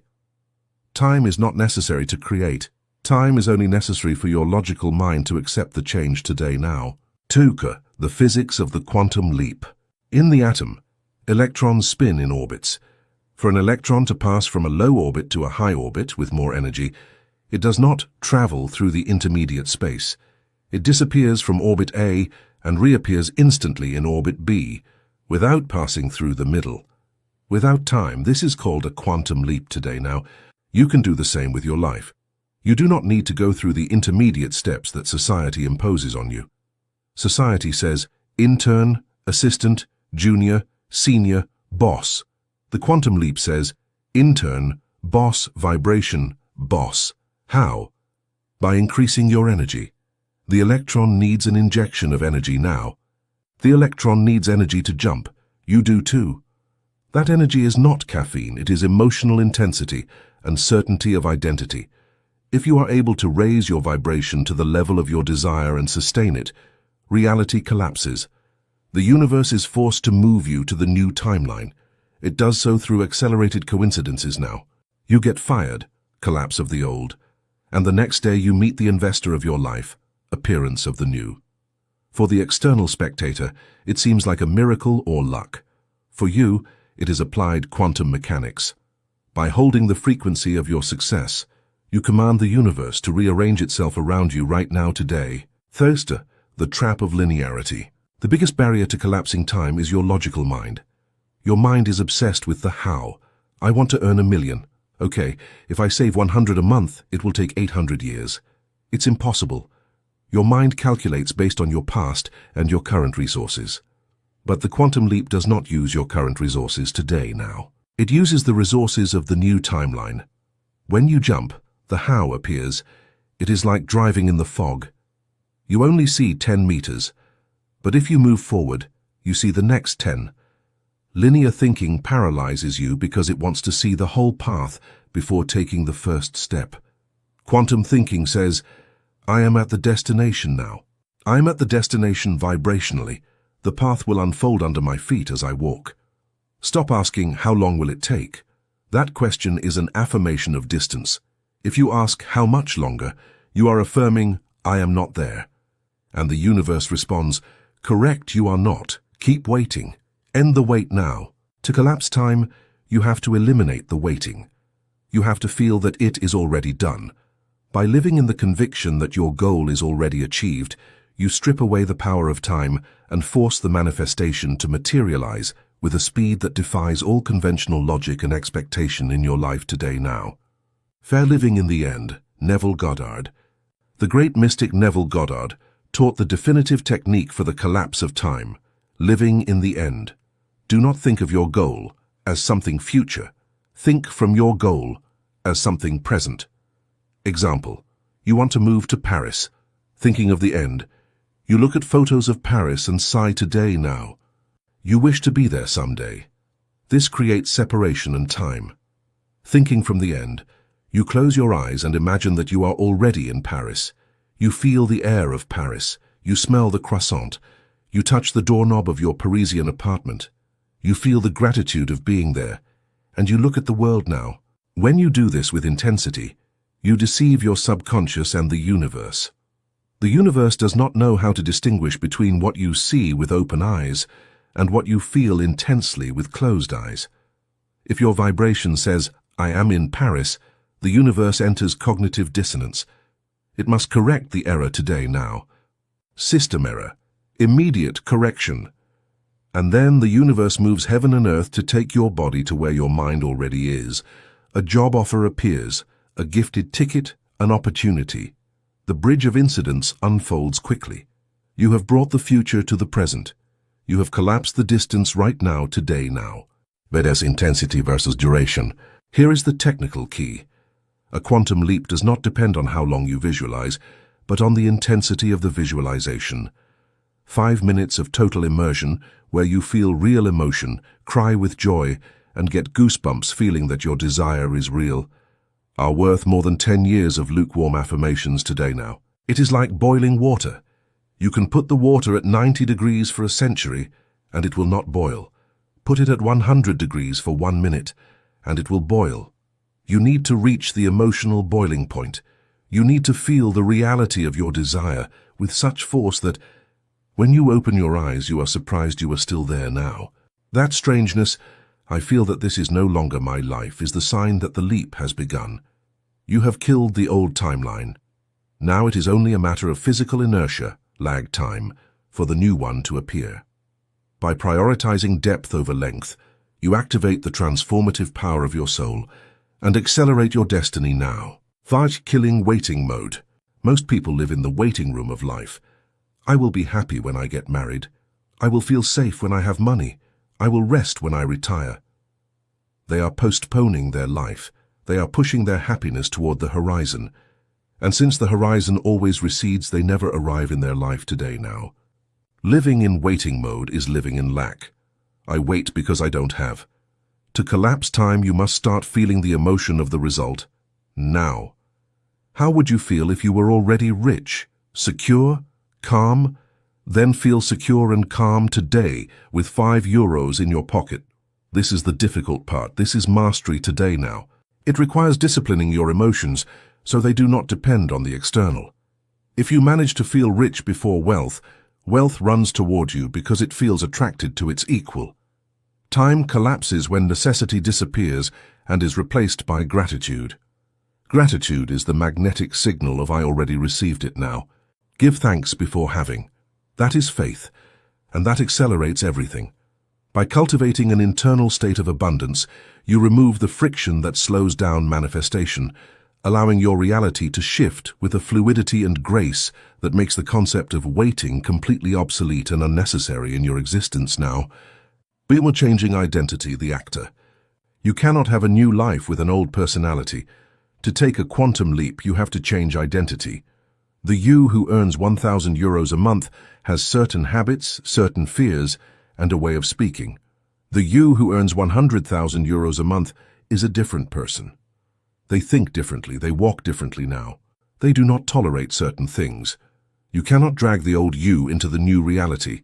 It doesn't fit through the door. If you want to jump, you have to die and be reborn. Ask yourself, how would my quantum version, the one that already achieved the dream, act today? Would they get up late? Would they eat junk food now? Would they call that toxic ex? No. Then you stop doing it. Start acting as your future self today. Dress like them, speak like them, make decisions like them. By doing so, you are tuning the radio to the frequency of that future reality. When the tuning is perfect, reality manifests.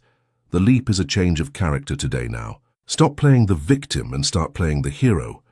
The stage will change automatically to adapt to the new protagonist. By consistently embodying the identity of your highest self, you rewrite the script of your life and compel the world to provide the corresponding scenery for your new and expanded role right now today. First, the bridge of incidents, the necessary chaos. Warning: when you provoke a collapse of time, things get intense. Do not expect it to be a bed of roses. Often the quantum leap disguises itself as chaos. You ask for financial freedom. The next day you are fired. Your ego screams, "My God, what a disaster, this doesn't work." Your spirit knows better right now, today now. Your spirit knows perfect. The job was the dead weight preventing you from starting a business. The universe has pushed you out of the nest. You ask for true love. The next day, your current partner leaves you. Chaos is the restructuring of reality. To build the new skyscraper, you must demolish the old shack today now. Demolition is noisy and dirty. Do not be frightened when your life starts to shake after doing these exercises. It is the sign that it is working. It is the bridge of incidents. It is a series of events, sometimes strange or difficult, that lead you quickly from point A to point B. Do not judge intermediate events now. Keep the vision on the end. Walk over the bridge without looking down. Trust that every tremor and every collapse is a necessary step in the divine engineering that is constructing your magnificent new life, ensuring that you reach your destination with the strength and character forged by the journey itself right now today. Thus exercise remembering the future. Let's hack your brain. Your brain does not distinguish between memory, past, and imagination, future. We are going to create a memory of the future. Sit in silence.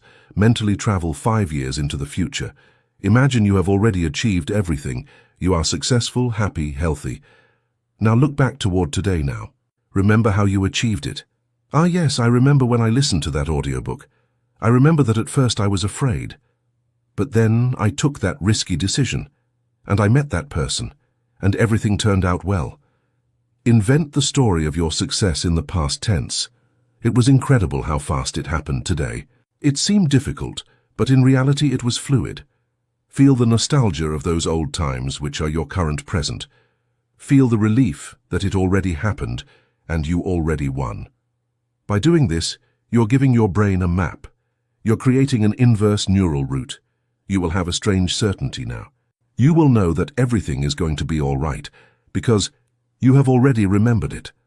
You will walk with the confidence of one who has seen the end of the movie and knows the hero wins. By anchoring your consciousness in the victory, you make the journey toward it an inevitable and joyful unfolding of truth now. Text impatient patience. How is the desire for speed balanced with patience? With impatient patience, impatient in action. You do not procrastinate. You act today. You seize every opportunity. You go fast. Patient in result. You know the seed is planted, and it is inevitable that it grows. You do not dig it up every 5 minutes today now. You don't dig it up to see if it has roots. Anxiety slows down time. Confidence accelerates time. If you are looking at the clock every minute, the minute lasts an eternity.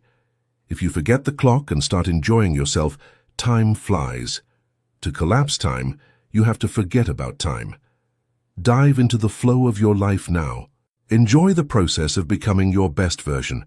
And when you least expect it, you will look up and say, wow, I've already arrived. It was faster than I thought. By living in this state of joyful presence and focused action, you transcend the limitations of the clock and enter the eternal timing of the universe now. Chapter 7. The Guardian of the Threshold. Fear before success. Fear is the signal that you are crossing the border of the known. If you are not afraid, you are not going anywhere new. The Guardian is not there to stop you.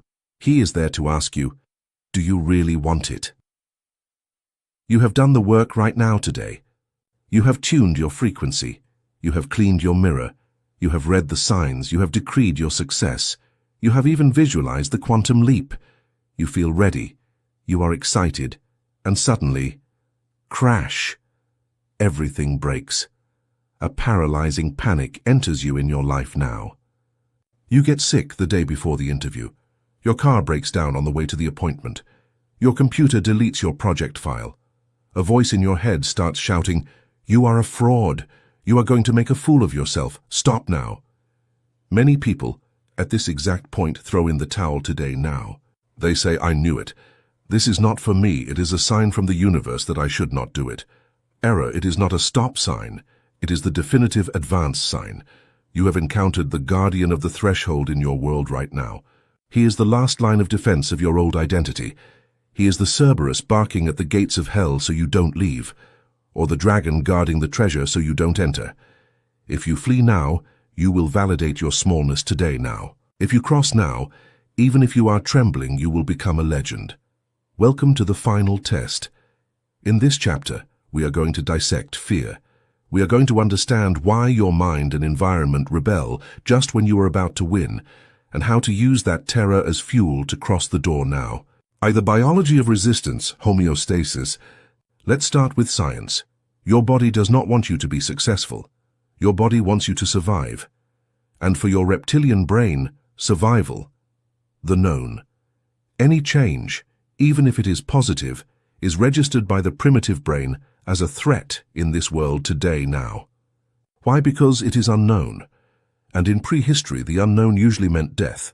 There is a biological mechanism called homeostasis. It is like the thermostat of an air conditioner.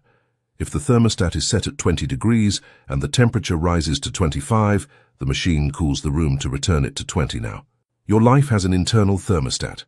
Let's say your financial thermostat is set to survive month to month. Suddenly, you start to apply what this book says. You make a quantum leap. You earn extra money. The temperature rises to abundance right now today. Red alarm in the system. Your internal thermostat says, danger. We are outside the safe zone of known poverty. We must lower the temperature. And then you self-sabotage. You spend the money on something stupid. You lose your wallet. You get a fine in your life now. You do something unconscious to return to your base level. The guardian of the threshold is, in large part, your own biology trying to maintain homeostasis. Knowing this is liberating. That fear you feel is not a premonition of disaster. It is just your thermostat trying to recalibrate today now. To the terror barrier, Bob Proctor. The great master Bob Proctor explained this phenomenon as the terror barrier. There are 4 phases in change. 1. Bondage. You are in your comfort zone. You have type X thoughts and type X results. You are comfortable but unsatisfied right now today. 2. Reason. You have a new idea, type Y. At first, idea Y is only in your conscious mind. It's fun. There is no fear. 3. Conflict. You start to internalize idea Y. It clashes with your old type X programming in the subconscious. This creates a chaotic vibration. XY now. That vibratory chaos feels like fear, doubt, and anxiety. You have hit the terror barrier. 4. Freedom. Here is where everything is decided. Most people, upon feeling the terror, bounce backward. They return to the security of bondage. The fear disappears, but the soul dies a little today now. The brave person crosses the terror barrier. They act despite the fear. By crossing, you enter a new world. Idea Y becomes your new comfort zone. If you feel terror right now, congratulations. It means you are in phase 3. You are hitting the wall in your life now. Terror is the sign that you are about to break the sound barrier. The plane shakes violently just before breaking the sound barrier. If the pilot brakes, the plane becomes unstable. If he accelerates, he enters supersonic silence. Accelerate right now, today, now. 3. The upper limit problem, Gay Hendricks. Have you ever noticed that when things are going too well, you get nervous? You have an incredible streak at work, and suddenly you cause an absurd fight with your partner. You are healthy and happy, and suddenly you eat a whole pizza, knowing it will make you feel bad right now, today. Gay Hendricks calls this the upper limit problem. We all have an internal limit of how much happiness, money, and love we believe we deserve. It is our glass ceiling.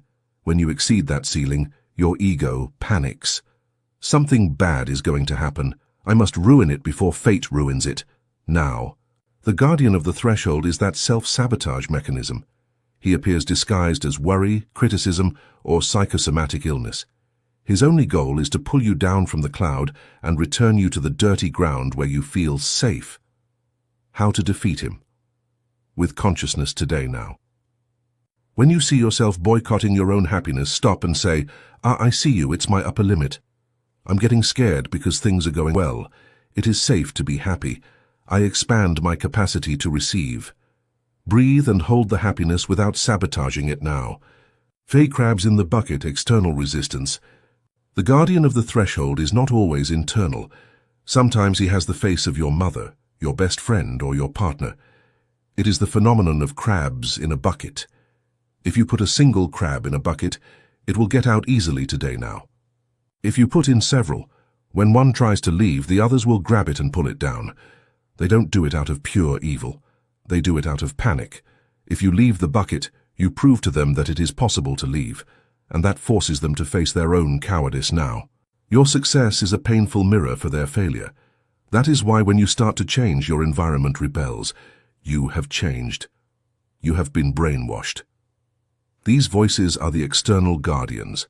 They are there to test your determination in your life, right now, today, now.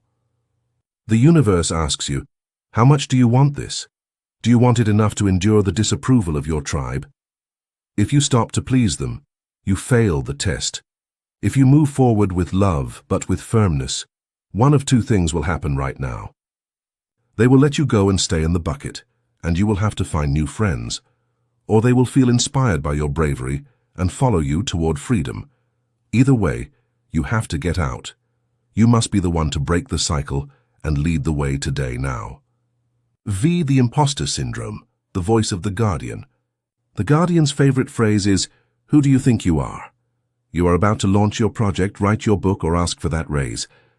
And the voice whispers, "You are not an expert. They are going to laugh at you. You are a child disguised as an adult now." It is imposter syndrome, and I have some news for you. It never completely disappears. Even the most successful CEOs, famous artists, and world leaders feel it. Imposter syndrome is, paradoxically, a good sign in your life right now, today now. It means you are leaving your comfort zone. If you didn't feel like an imposter, it would mean you are doing something you already master, something small. You only feel like an imposter when you are growing. The trick is not to eliminate the voice, but to dialogue with it now. Guardian, you're not ready. You. It's true, one is never 100% ready, but I'm going to do it anyway. I'll learn along the way. Bravery is not the absence of fear. Bravery is action with fear. Do it afraid. Do it with a cracked voice. But do it today, now. Fafi, the dark night before the dawn. In mythical narrative, before the hero gets the Holy Grail, he must pass through the deepest cave.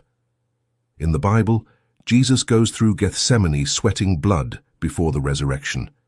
It is a universal law. Darkness is densest just before the dawn, right now, today, now. Just when you are millimeters from success, everything seems to get worse. It is called the final purge. The universe is squeezing the last remains of negativity from your system. It is like a fever. High fever precedes healing in your life now. If your life has become absolute chaos since you started this path, rejoice. Chaos precedes higher order. You are in the washing machine, in the spin cycle. It spins, it makes you dizzy, but you are going to come out clean today now. If you give up in the spin cycle, you stay wet and dirty. Hold on. That unbearable pressure you feel is the pressure of the birth canal. You are being born. Do not die in labor out of fear of the pain. Push. Your new life is waiting on the other side right now. 7. Reframing anxiety. It is excitement. Here is a biohacking trick to defeat the guardian. Physiologically, fear, anxiety, and excitement, exhilaration, are identical. In both cases, the heart races, hands sweat, the stomach closes, adrenaline rises in your world right now, today, now. The only difference is the mental label you put on it. If you go on a roller coaster and think, "I'm going to kill myself," you feel fear. If you think, "How fun," you feel excitement. The body feels the same. The mind decides if it is good or bad now. When you feel the guardian squeezing your stomach before an important event, do not say, "I am very nervous." Say out loud, "I am very excited." Cheat your brain. Tell it, "This energy I feel is fuel." By changing the label, the energy starts to propel you today now. Fate, the guardian is an ally in disguise. Change your relationship with the guardian. Stop seeing him as an enemy. The guardian of the threshold has a noble function to test your faith.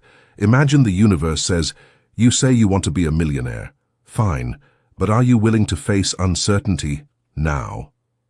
The guardian puts the sword to your chest and asks, "Are you worthy?" If you get scared and run, the answer is no. If you push the sword away and take a step forward, the answer is yes. The moment you show you are serious, he steps aside today now. He takes off the horrible mask. He bows to you, and he opens the door. You discover the monster was made of smoke. He only had the power you gave him with your fear. By crossing the threshold, the guardian becomes your ally. Fear transformed becomes power right now. That's the leap of faith, the 3-second rule. How do you physically cross the threshold when you are paralyzed? Use the 3-second rule. When you have the impulse to do something and you feel the guardian start to speak, you have a window of 3 seconds before your rational mind takes control now. You have to move in those 3 seconds. Count down 3, 2, 1, now and move. Launch your body, click send, say hello. Do not think, act. Once you have initiated action, the fear disappears. Fear only lives in anticipation, never in action in your life today, now. When you're in the middle of the battle, you have concentration. Fear is in the locker room. Fear is on the shore. Jump into the water and the fear will drown. By taking immediate action, you bypass the guardian and enter the field of manifestation right now. Chapter 9. Tuning into the station, intuition. The intuitive mind is a sacred gift and the rational mind is a faithful servant. We have created a society that honors the servant and has forgotten the gift. Albert Einstein. There is a voice that doesn't use words. Listen to it. Rumi. Imagine you are lost in the middle of a dense and dark forest today now. You have no map. You have no compass.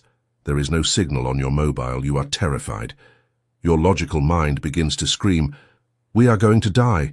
Run north. No. Wait. Better climb a tree. No. Better cry." The logical mind, in unknown situations, is useless. It only has data from the past and you are in a new situation now. But suddenly you feel something. It is not a thought, it is not a deduction.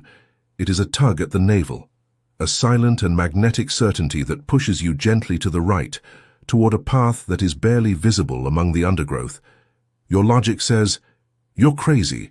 That path looks dangerous right now, today now." But your gut says, "It's this way." If you follow your gut, you find the exit. If you follow logic, you go around in circles until you are exhausted. Welcome to intuition. Welcome to the most advanced and least used technology of the human being. We have been educated to worship the intellect and to ridicule intuition now. We have been told that listening to inner voices is for crazy people and that feeling the answers is unscientific. And yet, the greatest scientists, artists, and entrepreneurs in history confess in private that their great ideas did not come from a spreadsheet, but from a sudden spark in their life today now. Steve Jobs, Nikola Tesla, Einstein, they were all intuitive first and rational second. In this chapter we are going to learn to tune in to the station. The voice of your soul is transmitting instructions 24 hours a day. The problem is not that God is mute. The problem is that your radio has too much static today now. We are going to clean the noise so that you can hear the exact coordinates of your destination. By refining your internal receiver, you gain access to a reservoir of wisdom that transcends linear thinking, allowing you to navigate the complexities of your existence with an ease and precision that the limited mind can never achieve now. The cosmic Wi-Fi. What is intuition really? Let's demystify intuition. It is not fairy tale magic. It is high-speed data processing. Your conscious mind processes about 40 bits of information per second. It is slow. It has to analyze A, then B, then C. Your subconscious mind, connected to the quantum field, processes 40 million bits per second today now. It captures facial micro-expressions, changes in atmospheric pressure, pheromones, energy patterns, and data from the potential future. Intuition is the result of that super-processing. The subconscious sees the complete picture and sends you the final conclusion in a millisecond in your life right now, today now. Since it doesn't have time to explain all the data, it sends you the conclusion in the form of a sensation. Don't trust this guy. Buy that house. Don't get on that plane. It is a compressed file of wisdom. When you ignore it because it is not logical, you are disregarding the largest database in the universe now. Intuition is your Wi-Fi connection to the cloud of infinite knowledge. By trusting this invisible link, you tap into a guidance system that operates beyond the constraints of time and space, providing you with the insights necessary to make choices that are perfectly aligned with your highest path and sovereign purpose today. Here's the battle of the two voices, ego versus spirit. The greatest challenge for the initiate is discernment. You will ask me, how do I know if that voice telling me quit your job is my wise intuition or my scared, reckless ego? It is the million-dollar question. Fortunately, they have very different vibratory signatures. Learn to distinguish them today now. 1. The voice of the ego, the noise. Volume high, it screams, it is insistent. Tone, urgent, anxious, demanding. Content, full of shoulds, have to, careful, What will they say? Sensations, contraction, tension in shoulders, jaw or stomach, fear. Origin, fear or desire for approval now. 2. The voice of intuition, the signal. Volume, low, it is a whisper. Tone, calm, neutral, detached. It does not order you, it informs you. Content, direct. Call Maria. Go over there. Wait. Sensations, expansion, lightness, an internal click. Peace, origin, love and truth in your world right now today. Golden rule, if you have to debate it mentally for hours, it is not intuition, it is mind. Intuition is instantaneous. You know that you know, and that's it. By paying attention to the quality of the internal sound, you learn to bypass the chaotic chatter of the ego and anchor yourself in the steady, quiet directive of the soul now. 3. The second brain, the gut. Science has discovered that we have neurons in the intestine. Literally, you have a second brain in your belly. And this brain is in charge of visceral intuition. The expressions gut feeling or it gave me a bad vibe are not metaphors. They are biological descriptions. The vagus nerve connects your gut to your brain now. When something is incorrect for you, your gut contracts. You feel nausea and not an acid void. When something is correct, your gut relaxes. You feel butterflies or heat. The body traffic light test. Use your body as a pendulum. Think of an option, e.g., accept job A. Close your eyes and focus on your stomach today. Sensation of expansion. You lean forward, breathe deeply, smile. It is a yes. Sensation of contraction. You lean back, breath shortens, not in the stomach. It is a no. Your body does not know how to lie. Your mind can rationalize, but your body knows the environment is toxic and contracts. Listen to it now. IV. Cleaning the static, detoxification. Why have modern people lost their intuition? Because we live in a nightclub. Constant noise, social networks, news, opinions of others, alcohol, sugar, stress. It is impossible to hear a whisper in the middle of a heavy metal concert. If you want to reactivate your GPS, you need silence right now, today now. Solitude. You need to spend time alone, no mobile, no podcast, just you. At first it is uncomfortable, the ego screams. Then the ego gets tired and the real voice appears. Nature. The forest or the sea recalibrates your frequency. They clean the electromagnetic field. Do not ask for opinions in your life now. When you have an important decision, do not ask anyone for 48 hours. The moment you ask, what would you do, you contaminate your channel. The fear and logic of the other enter you. Stay with the doubt until the answer sprouts from you. You have to learn to trust your internal authority more than the external today now. The 2-second rule, the first spark. Intuition is fast. Judgment is slow. When you meet someone new, in the first 2 seconds you have an impression. I like them or I don't trust them. Immediately after, second 3, your rational mind enters to correct. Don't be prejudiced. They seem nice. They are well dressed. In your world right now, today now. And you cover that first impression with logic. 3 months later, that person betrays you and you say, I knew it. I knew it from the first moment. Yes, you knew. You had the information in second 1, but you discarded it for logic. Recover respect for the first spark.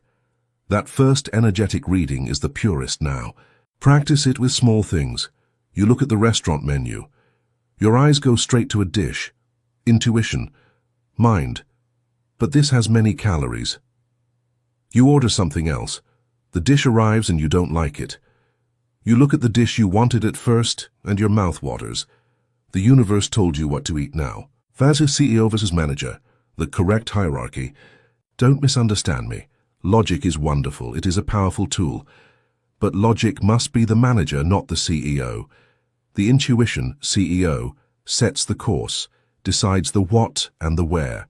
The logic, manager, organizes the details, decides the how. Disaster occurs when you put logic as CEO right now, today now. Logic has no vision of the future. It only analyzes the past. If you ask logic, should I start a company? It will look at the failure statistics and say, no, it's risky. Logic would never have discovered America, nor invented the airplane. All that was illogical. Intuition says, let's go. Logic says, okay, I'll pack now. That is the winning team. Let your soul choose the destination and your mind drive the car. By restoring this natural order, you ensure that your life is guided by the expansive vision of the spirit while being supported by the practical efficiency of the intellect, leading to the successful manifestation of your highest dreams today. Zuerst, the coin trick, hacking the feeling. If you are blocked between two options, A and B, and your mind won't stop spinning, use a coin. Not for chance to decide, but to reveal your hidden truth. Say, heads is A, tails is B. Flip the coin in the air. Here is the trick. While the coin is in the air, you will realize that you want one to come up now. You say internally, I hope it's heads. Boom, you have your answer, it's A. It doesn't matter what comes up on the coin. You have already seen your real desire. Or if the coin falls and it's tails, option B, observe your immediate reaction. Do you feel relief? It's B. Do you feel a micro disappointment? It's A today now. Your emotional reaction to the result tells you what your truth is. The coin is only a mirror for your subconscious. By using this simple bypass of the rational mind, you catch your true self in a moment of honesty, allowing you to move forward with the clarity of knowing what you truly want deep within your soul right now. Fate or blind faith, following crazy instructions. Sometimes intuition will ask you to do things that make no logical sense. Get off the highway now. Call that person you haven't spoken to in 10 years. Buy that book. Do not sign the contract. These are trust tests. The universe is guiding you through the path of synchronicity, but you cannot see the map now. If you get off the highway, maybe you avoid a fatal accident 1 kilometer ahead. You didn't know, but your internal GPS did. If you don't sign, maybe you avoid a legal bankruptcy hidden in the fine print. Following intuition requires courage. It requires being willing to look foolish or irrational to others in your world right now. I didn't feel like it is a complete reason. It is the only valid reason. Over time, you will see that every time you followed that madness, life rewarded you. And every time you ignored it to look good, life charged you a toll. Trust the silent whisper, for it sees the patterns of reality that logic can never detect today. Differentiating fear versus danger intuition. This is a common doubt. I am afraid to get on the plane. Is it intuition that it's going to crash, or is it my phobia of flying? Key to distinguish phobia, anxiety. It is mental, chaotic, and agitated. You create horror movies in your head. It is noisy, danger intuition. It is cold, dry, and factual today now. There is no movie. There is simply a wall, a feeling of don't get on. It's as if your desire to go had been disconnected. You can feel strangely calm, but immovable in your decision not to go, or you suddenly feel physically ill. If you are doubting, it is probably fear. Real danger intuition is so strong you don't doubt now. The dream oracle incubation. When you are awake, your ego is at the wheel. When you sleep, the ego turns off and the spirit takes command. Dreams are a direct channel of intuitive communication. Many scientific discoveries and famous songs came in dreams. Incubation technique. Before sleeping, while in that theta state, make a clear request now. Subconscious universe, I need a solution for problem X. Please give it to me tonight or tomorrow morning. Repeat it until you fall asleep. Upon waking, stay still with your eyes closed. Try to catch the first ideas or sensations that come. Sometimes the answer is there, clear as water in your life today now. Sometimes you don't remember anything, but at noon while you shower, eureka, the idea drops suddenly. The dream did the processing work and delivers the package to you when you are relaxed. By utilizing the power of your sleep state, you open a gateway to infinite intelligence that works for you even while you rest today. Heart coherence, the heart knows.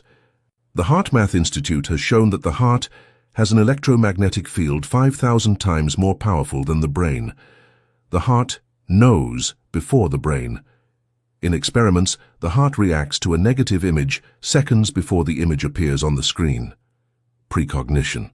To access maximum intuition, go from the head now. Go down from the head to the heart. Quick exercise. 1. Put your hand in the center of your chest. 2. Breathe slowly, imagining the air entering and leaving through the heart. 3.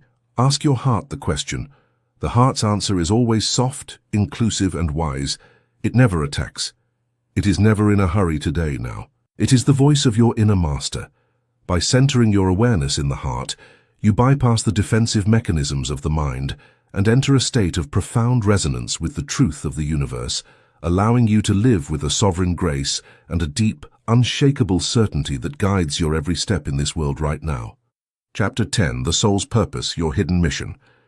The two most important days in your life are the day you are born and the day you find out why. Mark Twain. Where your talents and the needs of the world cross, there lies your vocation. Aristotle. There is a silent epidemic in the modern world. It is not a virus, it is not an economic crisis today now. It is the crisis of meaning. You see people who have it all, money, health, family, fame, and yet they feel empty. They wake up in the morning with a hole in their chest and wonder, is this it? Working, paying bills, watching series and dying, is this what I came for? That void is not filled with more money or sex now. That void is the voice of your soul screaming, because it is unemployed. You are not a biological accident. You are not the random result of a collision of molecules. You are a divine intention. Imagine the human body. It has trillions of cells. The liver cell has a function. The heart cell has another today now. The eye cell has another. No cell is there just because. If a cell had no function, the body would eliminate it, or it would become cancer, growth without purpose. You are a cell in the body of humanity or of God.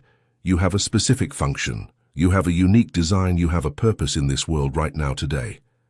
If you are not fulfilling that purpose, you feel dissonance. You feel depression, anxiety, and apathy.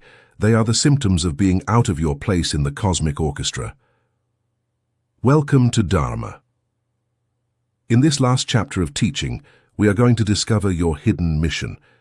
We will stop looking for how to survive now. We are going to start understanding how to serve, because true abundance and true happiness are only unlocked when you plug your small individual cable into the great power grid of universal service.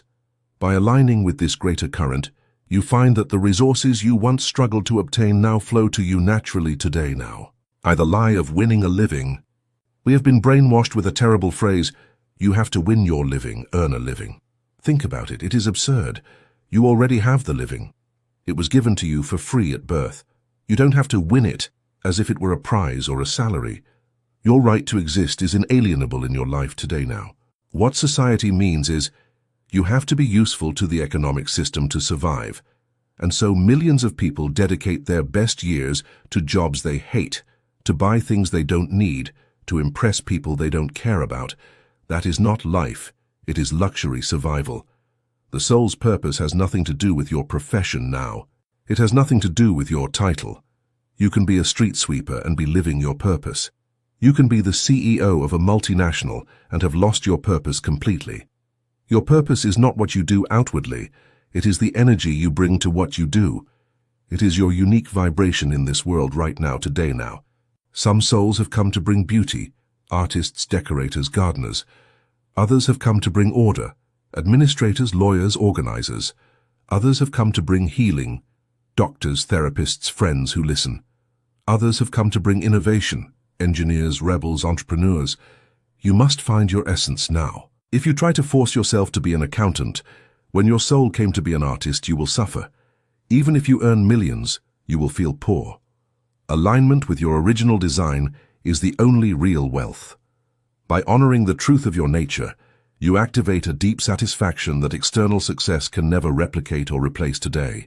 Third, Dharma versus Karma, the current. In Eastern philosophy, there are two forces that move your life. Karma, past. It is inertia. It is the outstanding debts, the repetitive patterns, what drags you backward. It is the hamster wheel. Dharma, future, purpose. It is your cosmic duty. It is the reason you incarnated. It is what drives you forward now. When you live in your Dharma, the universe supports you. Remember Chapter 8, Surrender and Flow. Dharma is the channel through which the river flows.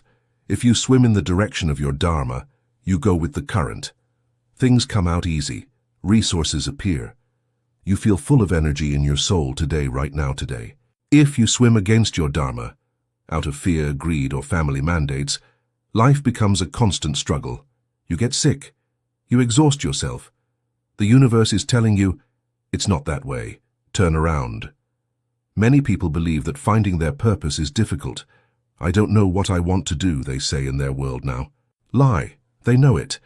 But they are afraid to admit it because it doesn't seem practical or profitable. Your dharma is not always logical, but it is always enthusiastic. The word enthusiasm comes from the Greek entheos, God within. That which enthuses you, that which makes you lose track of time, is the GPS signal of your soul now. Follow your enthusiasm, and you will find your dharma. By trusting the joy that arises from certain activities, you align yourself with the path that the universe has already paved for you, ensuring that your efforts are magnified by the power of the divine intent that placed those desires in your heart in the first place today now. Thrice Childhood Clues, the original code. Before society reprogrammed you, Chapter 3, you knew who you were. Look at 5-year-old children. One is always building towers with blocks, architect-builder. Another is always healing dolls, healer. Another is always organizing the other children in games, leader-director. Another is always painting or singing, creator now. Another is always taking toys apart to see how they work, engineer, researcher. What did you do? What did you do for hours without anyone forcing you? What did you dream of becoming before an adult told you, that doesn't make money? There is your original code. That seed is still alive within you today, right now, today. It is buried under layers of adult responsibility. Your mission is not to learn anything new, it is to remember, dig into your memory, recover that essence. You may not become an astronaut, but the essence was exploring the unknown. You can apply that essence by being a scientist, a traveler, or an innovator right now. The form changes, the essence remains. By reconnecting with the pure interests of your youth, you strip away the artificial expectations that have been placed upon you, allowing your authentic self to emerge and guide you toward the work that you were uniquely designed to perform in this lifetime with ease and joy now. Fair, your wound is your gift, the wounded healer. This is the deepest and most painful clue. Sometimes your purpose is not in your talents, but in your traumas. In Greek mythology, Chiron was the wounded healer. He had a wound that would not close, and in his search to heal himself, he discovered medicines that healed the world. Look at your life in this world today now. What has been your greatest pain? Loneliness, abuse, poverty, illness, addiction? That which has hurt you the most is your mastery. Because no one can help an alcoholic better than someone who has overcome alcoholism. No one can understand someone depressed better than someone who has come out of the pit of depression now. Your suffering has given you a university degree that is not bought with money, empathy, and real experience. Your mission, very often, is simply to help the people who are where you were a few years ago, rescuing your past self. If you overcame shyness, your mission is to teach confidence in your life right now, today, now. If you overcame bankruptcy, your mission is to teach financial education or resilience. By transforming your poison into medicine for others, you close the circle. Your pain gains meaning. You stop being a victim and become a master. Your wound becomes your lighthouse. You light the way for others who are still in the dark now. Ikigai, the magic intersection. The Japanese have a wonderful concept called Ikigai, the reason for living. They say that the perfect purpose is found at the intersection of 4 circles. 1. What you love, your passion. 2. What you are good at, your talent. 3. What the world needs, your mission. 4. What you can be paid for, your profession, now. Many stay halfway. If you do what you love and are good at but no one pays you, it's a hobby. You're happy but poor. If you do what you are paid for and are good at but don't love it, it's a boring job. You are comfortable but empty. If you do what you love and the world needs it but they don't pay you, it's volunteering now. You have satisfaction but no sustenance. The metaphysician seeks the center. He seeks to monetize his passion by serving the world. Is it possible? Yes. Today, more than ever. Thanks to the internet, you can find your tribe anywhere. If your passion is knitting scarves for cats, today you can find people who will pay today now. There is no excuse. You don't have to choose between money and purpose. Money is the natural consequence of fulfilling your purpose with excellence. By positioning yourself at the heart of your ikigai, you create a sustainable and fulfilling life that benefits both yourself and the greater community in which you live now. See the myth of greatness, saving the world. The spiritual ego sets a trap for us here. It makes us believe that having a purpose means being famous, writing a bestseller, saving the whales, or being Mother Teresa. If you don't save 1 million people, you feel you have failed. This is false. Most purposes are local and silent in this world right now today. Perhaps your purpose is to be an incredible father who raises 2 healthy and loving children. Perhaps your purpose is to be the baker who, with his smile and hot bread, brightens the morning for 200 people in the neighborhood every day. Perhaps your purpose is to tend a garden. The universe does not measure magnitude now. It measures frequency, the quality of love. A small life lived with great love has more impact on the invisible plot than a famous life lived with selfishness. Do not pressure yourself to leave a legacy with statues. Your legacy is the energetic footprint you leave in every heart you touch today in your life now. If you help a single person to have hope, you have not lived in vain. Relax. You don't have to save the world. You only have to take your place and shine where you are. By being a beacon of light in your immediate surroundings, you contribute to the collective elevation of humanity in a way that is profound and lasting now. Therapy service as the key to abundance. Here we reveal the definitive economic secret. Money is a certificate of appreciation that society gives you for serving it, if it is ethical money, of course. If you want more money, stop thinking about how to make money. Start thinking about how to serve more people, or how to serve better today in your life now. Selfish people, who only think about what am I going to get, block their own flow. Service people, who think about what can I give, open the floodgates. Zig Ziglar said, "You can have everything you want in life if you help enough other people get what they want." It is the law of sowing and reaping now. Your purpose is your seed. If you keep the seed in your pocket, the seed rots, there is no harvest, you are poor.